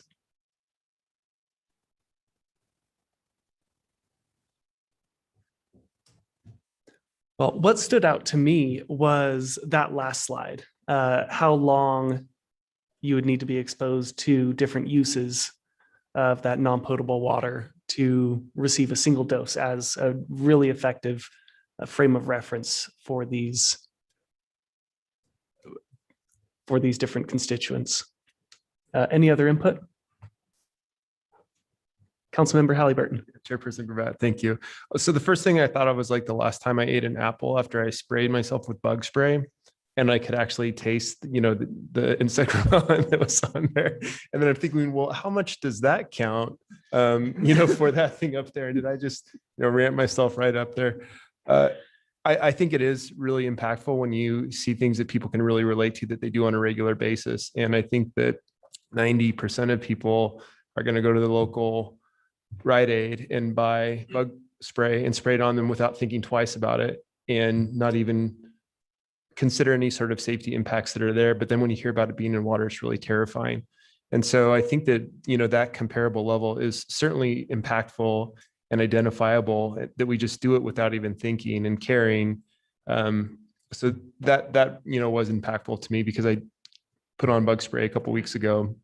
And I think I had some that had no DEET in it. And then when that didn't work, I used some that had a little bit of DEET in it. And, I'll admit to it. I would agree. The amount of years it takes is hugely impactful. And the DEET one is a good one because, you know, often hear people say, oh, you know, you got to get the good stuff that actually works, right? And so that's a very good comparison to the ibuprofen one, I think, of something slightly used that seems, you know, pretty innocuous to the DEET. It's a really good one. So on these notes as well, some of the concerns that I've heard from people who have a higher base level of knowledge about water and water science was just the volume, these stats, but across a volume of people. That's the missing angle that I see here. I can see the jump to that angle because it's fairly easy to multiply 1 times 100,000 or whatever. But looking en masse, what might be some of the different framings that we could have that way, maybe reverse it, say like, hey, in all of our water, we have 5 pills of acetaminophen per day or something like that. Might be another way to communicate both ways for people who are approaching from those 2 different angles. Chair, another one that we've talked about is, particularly, and of course, in our recycled water program development, we are not currently talking about irrigation, but the conversation about irrigation where the waters may be going, kind of further distribution, taking that, how do you compare sort of that load over a certain area to something else that's tangible and has an area? So the amount of PFAS on a hamburger wrapper from the fast food store compared to the amount of kind of lifetime load over that same land area is one that has come up as different, like creating something very tangible that you could hold that isn't in nanograms per liter. Yeah, kind of like the needle in a haystack. Mm-hmm. Yeah, I'll add that when you said nanograms per liter, and then you basically parts per trillion, that parts per trillion is definitely going to be more impactful. Yeah. Mm-hmm. Any other feedback from the commissioners or council members? Hearing none, I'll turn it back over. Thank you. So I do want to share what it is that we've done so far, and then we'll talk about where we're headed and when you can expect to hear from us again on this. So we embarked last year on sampling within our watershed. And you can see this lovely picture here. Our council members have seen this photo.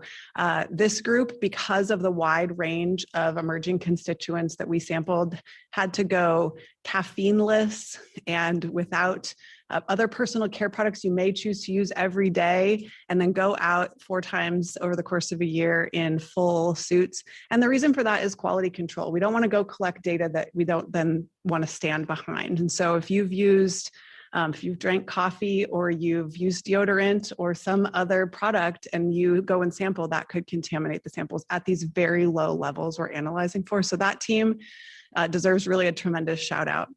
The purpose of why we did this is to develop and use sound science in our work. And we want to be able to both have that here locally now, but compare it to this broader national research. And so we wanted to answer what emerging constituents are in the water and in various types of water, at what levels, and are there any concerns that are unique to Boise or anything that stands out? And this really was a screening kind of research set, and the next steps of this will really be diving in with kind of deeper research questions.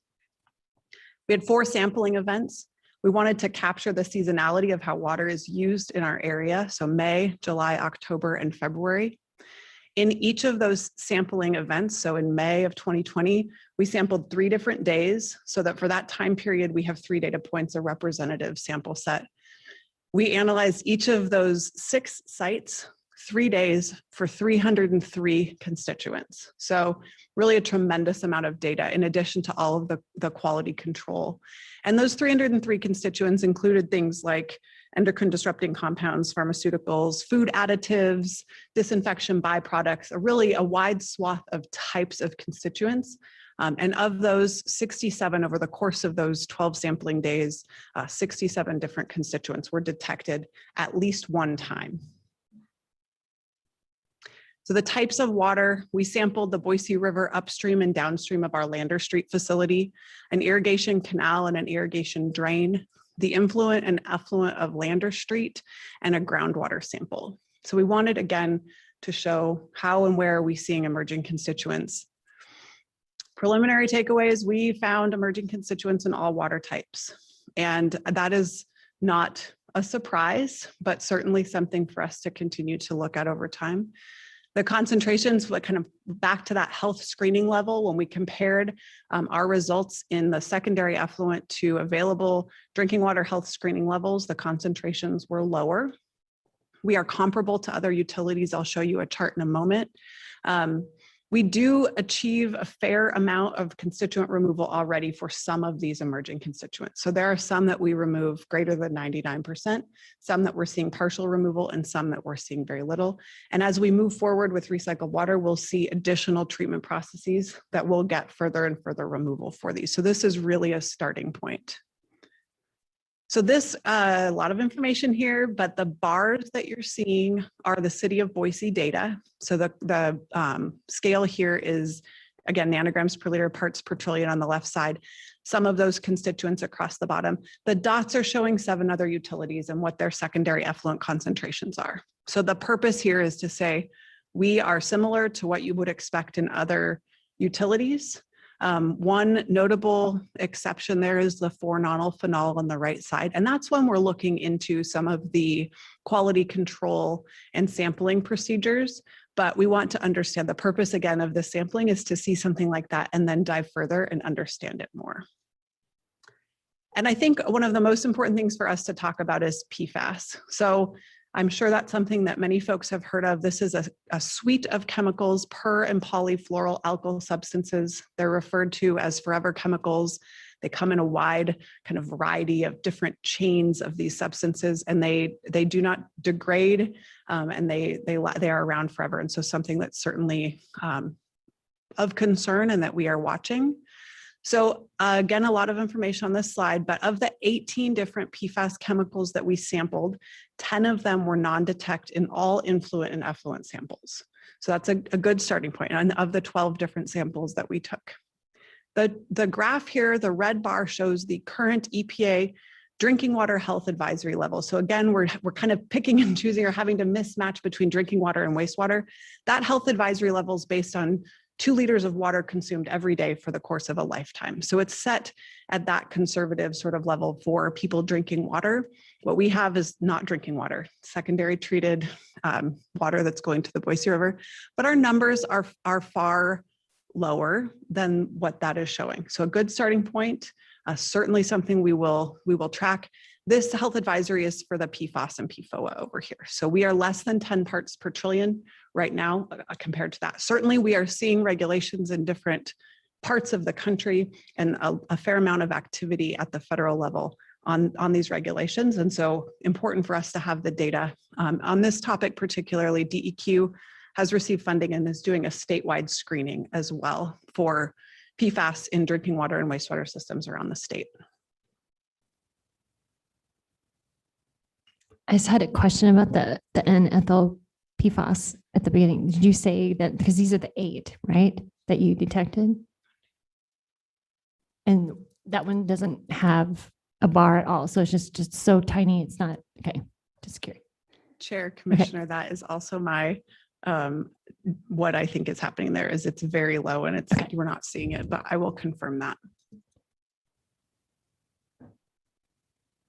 So where are we headed? Continued community education. As you, I'm sure, heard tonight, this is not a straightforward topic for us to be talking about. We'll continue on the components, the pretreatment and household hazardous waste. Right now, what we're doing with this existing body of work is summarizing it and trying to understand what it is that we have, where we took 12 samples and only one of them was a detection and we had 11 non-detects. What do we do with that? How does that become a priority for us to consider moving forward? But then we'll continue, refine what it is that we sample, maybe go from 303 down to some other representative body of constituents we look at.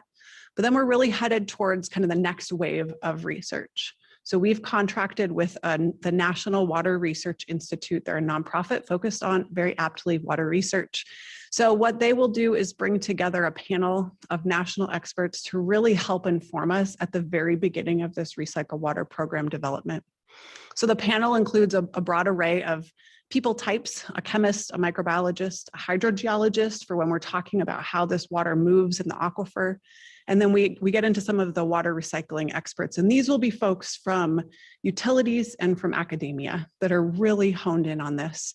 And we'll set this up with an opportunity for public participation, for input, and for questions. And then that group gets together and here's what the city has shared about where we're headed. Here's the concerns of the community, and comes back with this third-party report that says, here's what we heard. These things go forth and continue. And these are the things we really need you to focus on. And we'll expect to report back to them on kind of as we go in this process. So this will be a really foundational piece in our program development. We are waiting on the finalization of one of these members before we can determine a date.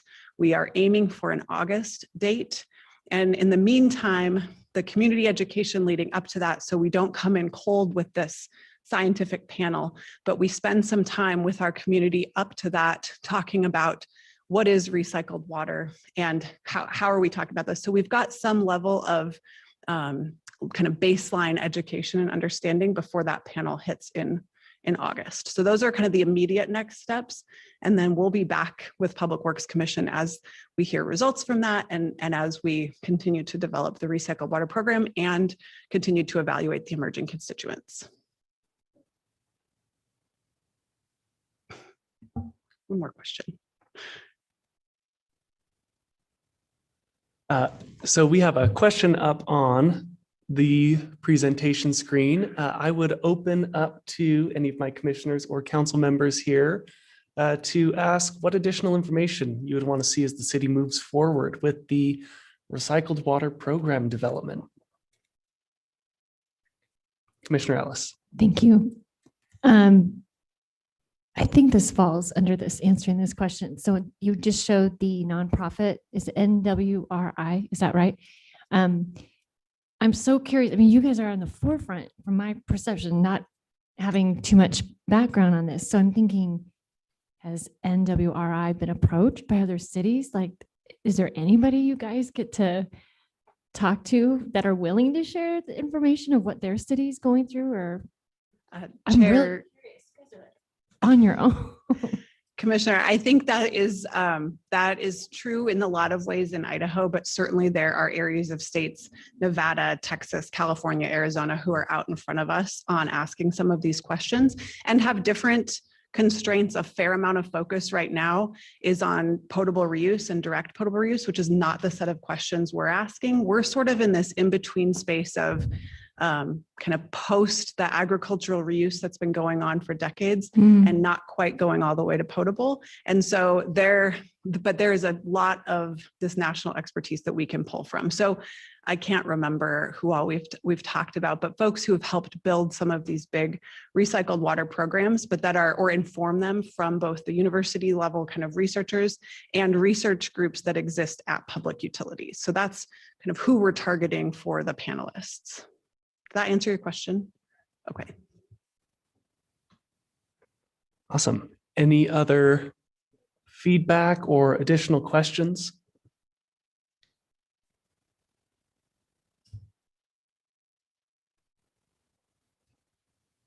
Hearing none, I would encourage us to stay in touch with both me and with our contacts over at the city. If you do have any other questions or comments on this process, I'm excited to see how we move forward, especially with the community engagement component. So thank you very much. Agreed. Thank you. Thank you all. Awesome. And that brings us to our final item on the agenda. Is Mary on? Chair, this is Mary. Can you hear me? I can. Are you ready to go? I am having a little bit of difficulty finishing my screen or sharing my screen. So I may need to connect with AJ very quickly if we could take just a brief, maybe 3-minute break. Perfect. Yeah. I'm sorry. Go ahead. Chair. I have access, Mary, to what I think are your slides. Do you know if you saved those in the folder? I did. It should be under, I think, 526 PowerPoint presentation. And if you're able to share it for me, I can just indicate next slide. I think I have it. So let me pull it up and you tell me if this is looking the part. And I can just advance the slides for you. Does that work That for you? would be fantastic. That would be fantastic. Is this the right one, Mary? That is the one. Okay, perfect. Perfect. All right. Well, I will turn it over to Mary for this update on the parliamentary procedures. Thank you, Chair and other commissioners. Just to give a brief overview, this actually is going to be a legal training in two parts. The first, we're just talking about the Public Works Commission authority, sort of where it comes from, the scope of decision-making and guidance that the Public Works Commission will provide, and then review some parliamentary procedures. In part two, which will be on another day, we will be covering sort of more procedure and procedural due process for decision-making when it comes to more individual applications or appeals that rarely come before the Public Works Commission, but nonetheless, we want to provide that sort of background and training before we have that issue arise. So for today, yes, part one, we're looking at the Public Works Authority, and we'll start there. So there are various aspects of where the Public Works Authority comes from. It starts with the Idaho Constitution. Kind of all stems from the police power that is granted to the states through the state constitution that allows us to regulate all police, sanitary, and other regulations as are not in conflict with the general laws of the state.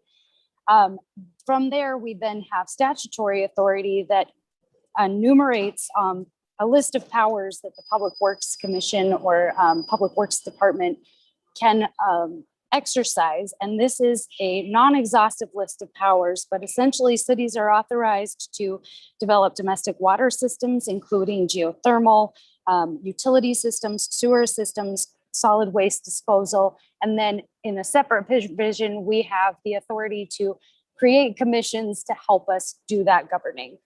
Next slide, please. So from there, as we have developed or through our city government, the Public Works Commission, there are various roles and responsibilities that our city government has delegated.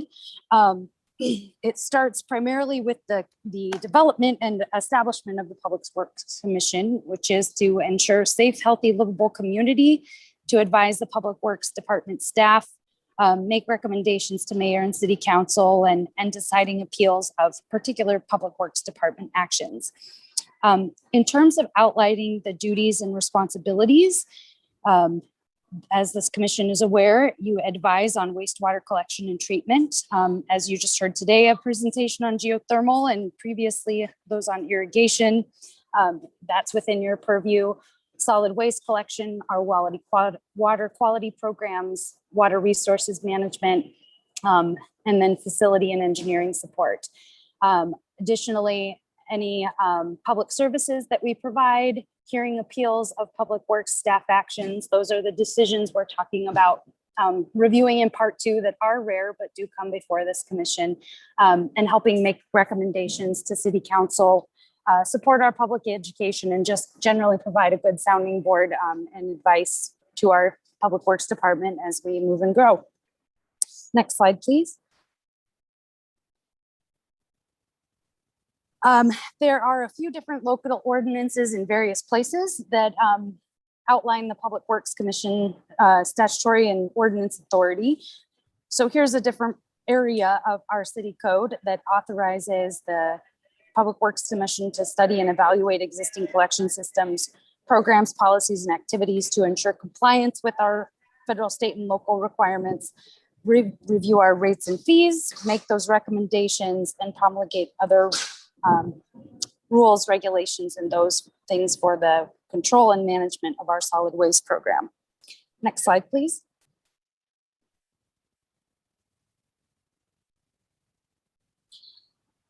So with keeping in mind sort of what the scope and purview of the Public Works Commission is and how we bring items before this commission for evaluation, recommendation, and that support to our department, we thought it would be a useful time with a few new commissioners and then the election of a new chair to just review some of the meeting guidelines and procedures. I believe that this PowerPoint was sent out maybe about a month or so ago, so you may have had an opportunity to review it already, but we wanted to nonetheless go over this so you had an opportunity to ask questions if anything came up. Next slide, please.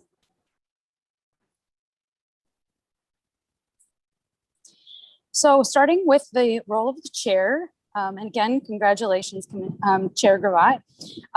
It is the role of the chair to maintain order and decorum, essentially call the roll of the business, announce the order, any address to other commissioners or to staff goes through the chair first, who names who is to speak. When we address the chair in the third person, both personally and by acknowledging members, the chair rules that your chair recognizes that, or addressing members by title or position of the chair asks, member such and such to, on and on. The reason we do that, just to give a little bit of background, is not just for formality, but where decisions are being made and people are weighing in. It keeps it more objective in terms of these are intelligent folks weighing in on debate rather than making it personalized to a particular commissioner. And so that's part of the thinking behind addressing folks in third person or with that type of formality. Additionally, with the role of the chair generally will not vote except to break a tie, and that is outlined in our Public Works Commission bylaws. Next slide, please.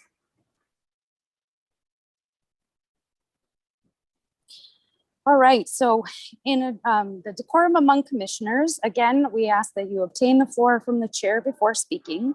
To obtain the floor, you first address the chair, then ask to speak. If you are addressing another commissioner's comments, it's again, identify that other member by title and name rather than using the term you or I. And it's useful to identify if you have intended follow-up. So we gave a couple of examples there, but if you can say, Chair Gravatt, I have 3 questions I'd like to ask of staff. It gives the chair a sense of how much of the floor and opportunity you would like to speak. Or if you have a question that's prompted by something that has been spoken by staff or clarification that's given, then asking the chair, may I ask a follow-up question? If you've gotten that permission to ask 2 or 3 questions right at the outset, you don't have to ask for permission in between each of those questions. You just go ahead and ask. It's only where you haven't indicated that ahead of time and you're asking for additional leave to speak that you would address the chair again. Next slide, please. In terms of having commissioners and the chair present, we do have to have a quorum, which is 4 members of this commission. And a quorum is, while it's not necessary unless you really want to conduct business, generally there's not a whole lot of use to have a meeting where we have not met quorum. So for example, where we were supposed to have this Public Works Commission work session last month, but we were unable to meet quorum, it makes more sense and it is more objectively reasonable and effective for us to conduct meetings when we do have a quorum, even where no action is recognized or necessary. So that's why we did reschedule to ensure that we have quorum and that, presence at the meeting as a commission member is by far preferred method than to follow up for recording at a later date. And we very much appreciate the time that each of you as volunteers gives to us. So we want to ensure we are using your time efficiently as much as possible in those scheduling these meetings and meeting that quorum requirement. Where we do not have a quorum, we cannot take any action or conduct business. And then as far as that second point, that just says that no final action can be taken on additions to the agenda or things added to the meeting at that time. So for an example with that, where the chair was elected at the last meeting, because there was not an item noted for needing to elect a new vice chair, that had to wait until we'll have to wait until the following meeting. And so while agenda items can be switched around or agendas can be amended, where an action is needed, it has to be noticed on the agenda ahead of time, or it needs to wait until the following meeting for final action. So kind of already covered that third point where the order of business may be amended. And then as far as motions, I believe this commission is pretty well versed, but just for sake of review, the chair may call for a motion. That motion must be seconded. If there are any deliberations or discussions, that can occur after the chair has restated the motion and asked for those deliberations or discussions.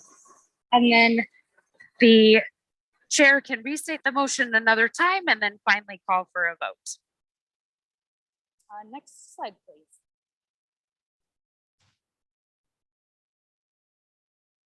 Okay, and then for voting, if a commission member feels that they have a conflict with a particular topic that is being discussed, or for example, if they've missed the prior meeting and did not have an opportunity to, or wouldn't know whether the minutes were correct or not, for example, an abstention from a vote is perfectly fine to do it. It's just stated verbally on the record that that commissioner abstains from a vote on that particular item. Again, a reminder that the chair does not vote except to break a tie. And generally speaking, for many of the motions that are made by this commission, just a general simple majority vote is fine. But certain items should require a roll call vote, which is each commissioner being called by name and stating yay or nay. And that would be for establishing quorum to ensure that business can be conducted at that meeting, if you're passing a consent agenda, or for quasi-judicial decisions. And I'll step back and touch just briefly upon the consent agenda. That's not something this Public Works Commission generally uses very often, but where there's certain items that can be sort of grouped together where there is no public opposition and there's not really a procedural due process issue at stake, you can put all of those items together on a consent agenda and vote all as one group for or against. That's just sort of an aside to be aware of what it is. If that were to come up where the commission were going to use a consent agenda, we would certainly go over that in a little more detail. And then the third is the quasi-judicial decisions. That is where you're sitting in a capacity as a commission to deliberate on a particular application or item for a property owner. For example, appealing a sewer connection fee. That would be you sitting in you as the commissioners sitting in a quasi-judicial capacity. Couple of other things, just as a very quick reminder, in terms of meeting procedure, that you can also ask, instead of just a motion, calling for points of order, which if you believe that a rule of procedure may have not been followed, you can ask the chair to call for a point of order, outline how you believe that procedure may not have been followed, and then the chair will make a ruling. Point of information is more about substance rather than procedure. So that would be kind of the distinction between those two things. And on a point of information, again, you can just ask for a point of information from the chair. And usually that's a clarification on the substance of some presentation or matter. These are very rarely used because mostly the follow-up questions of staff that the chair, when the chair calls for discussions or questions, can usually provide that clarification. So you'll see these points of information being necessary far less than maybe a point of order. Next slide, please. And then lastly today, hopefully just taking about 5 more minutes of your time, is reviewing sort of the role that legal plays in supporting the commission and the public works staff, kind of overviewing how we can help and what we're here to do. Next slide, please.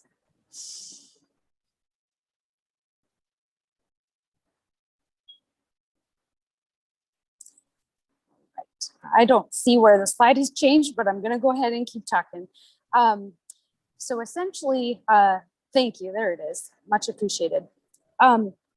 So legal really plays a couple of different roles, and at least with the Public Works Commission, delineating mostly between at meetings and outside of meetings. So kind of, again, that distinction between procedure and substance. So at meetings, we're really there to provide support for ensuring that procedure is proper, ensuring that the commission and the Public Works Department are meeting the requirements of the open meetings law and things of that nature. If there are questions on how to frame a motion, or whether or not we can take an action item, or questions on how do we table this, or how do we reframe a motion, amend the motion, kind of a thing. Those are the questions that legal is there to be able to respond and ask to at a meeting. Outside of meetings, or where there's questions that are more regarding the substance of the subject matter that is being discussed, we can, if those are asked during a meeting, you may find you get a little bit of a gray response, or we will put that back onto the commission of saying, here are some of the interpretations of ways you could look at this particular provision. But at the meeting, we are really that supporting role, and the commission is there with the authority to make this substantive call. So if the commission has questions about the substance of a law or interpretation thereof, we would ask that you give those to legal ahead of time, so that we have the ability to really answer more thoroughly whether or not you believe or have questions on the authority to impose such and such requirement, or which interpretation is correct. You know, I've seen this entity interpret this way, and the city is interpreting this way. Which one is correct? Or does this particular agency report bind our decision, or how we do our rate structure or our fees in some particular sense? Or how does this new case that came out affect our ability to collect solid waste? I mean, these are all just arbitrary, sort of off the cuff examples.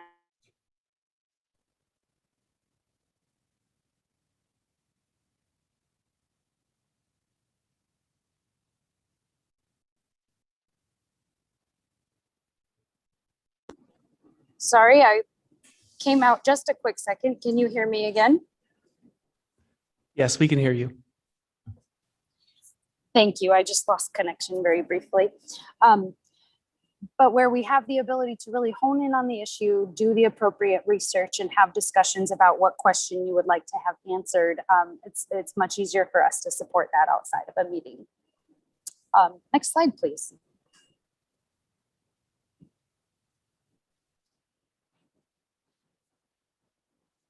All right, so where you do have any of those substantive questions, if possible, please contact us in advance.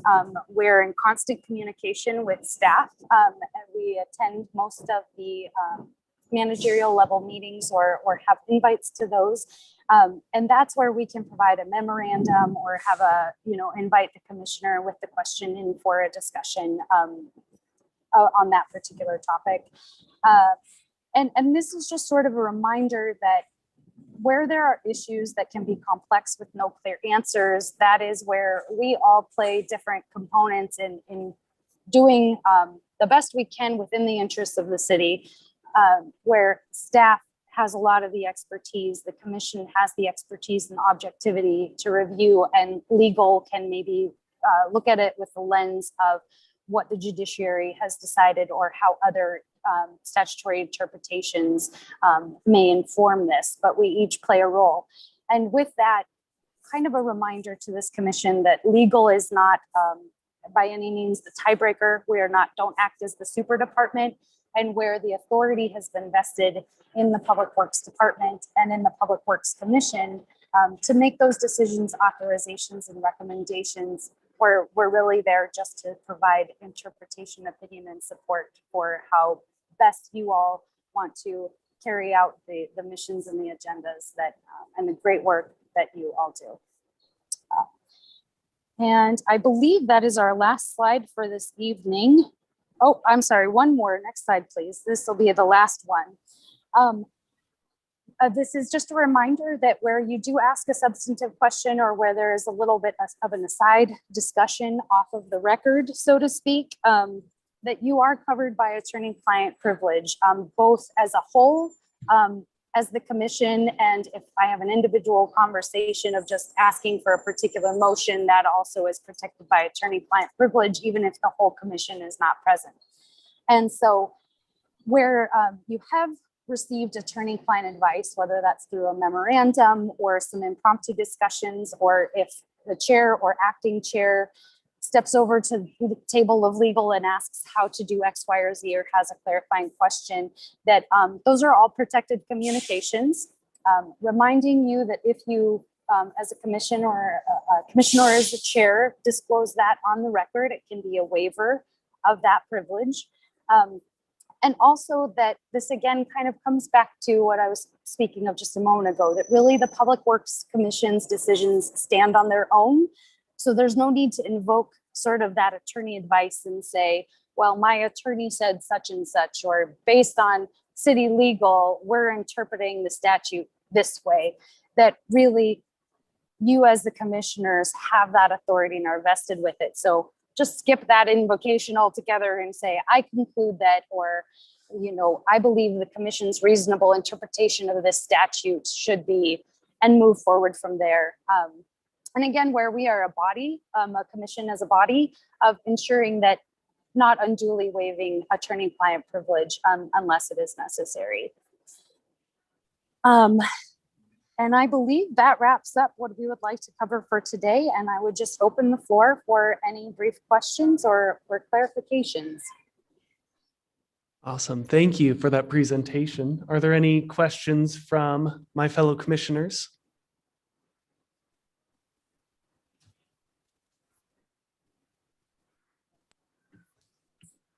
Well, fantastic. And I just want to say I'm very grateful to you for having switched around some of the agenda items to make this possible. So appreciate that. And if are any lagging questions or that come in after the fact, certainly can be directed to me or via staff for me to answer and respond. Thank you, Chair and Commissioners. Awesome. And thank you so much for your time. Enjoy the rest of your time off, Mary. Much appreciated. Awesome. And I do have a request of the commission in considering how we move forward in addressing our commissioners and our chairs moving forward in our meetings. I would ask that we all default to sort of gender neutral addresses until we receive clarification from the individual commissioner or the individual chair. Just in the air of inclusivity, I want to make sure that everyone feels welcomed to participate and lead in all of our meetings. So if you have any questions for clarification on that, I'm sure reach out to either legal or myself, and I'm sure we would both be happy to continue these conversations. All right. With that, is there anything else to come before the commission? Chair Gravatt, I think we've put you through the ringer with some pretty dense topics. I think we're good for tonight. Thank you. Awesome. Well, thank you. With that, is there anything else from the commission? Chair Gravatt, I just wanted to apologize for all the times I've messed up already. And listening to the rules, I could see how many times I've stepped forward. So, and also I'm really glad you talked about inclusivity, because when I saw the madam and sir, it came to my mind too. So thank you for mentioning it. Yeah, of course. Thank you. All right. Hearing nothing else, I would entertain a motion to adjourn.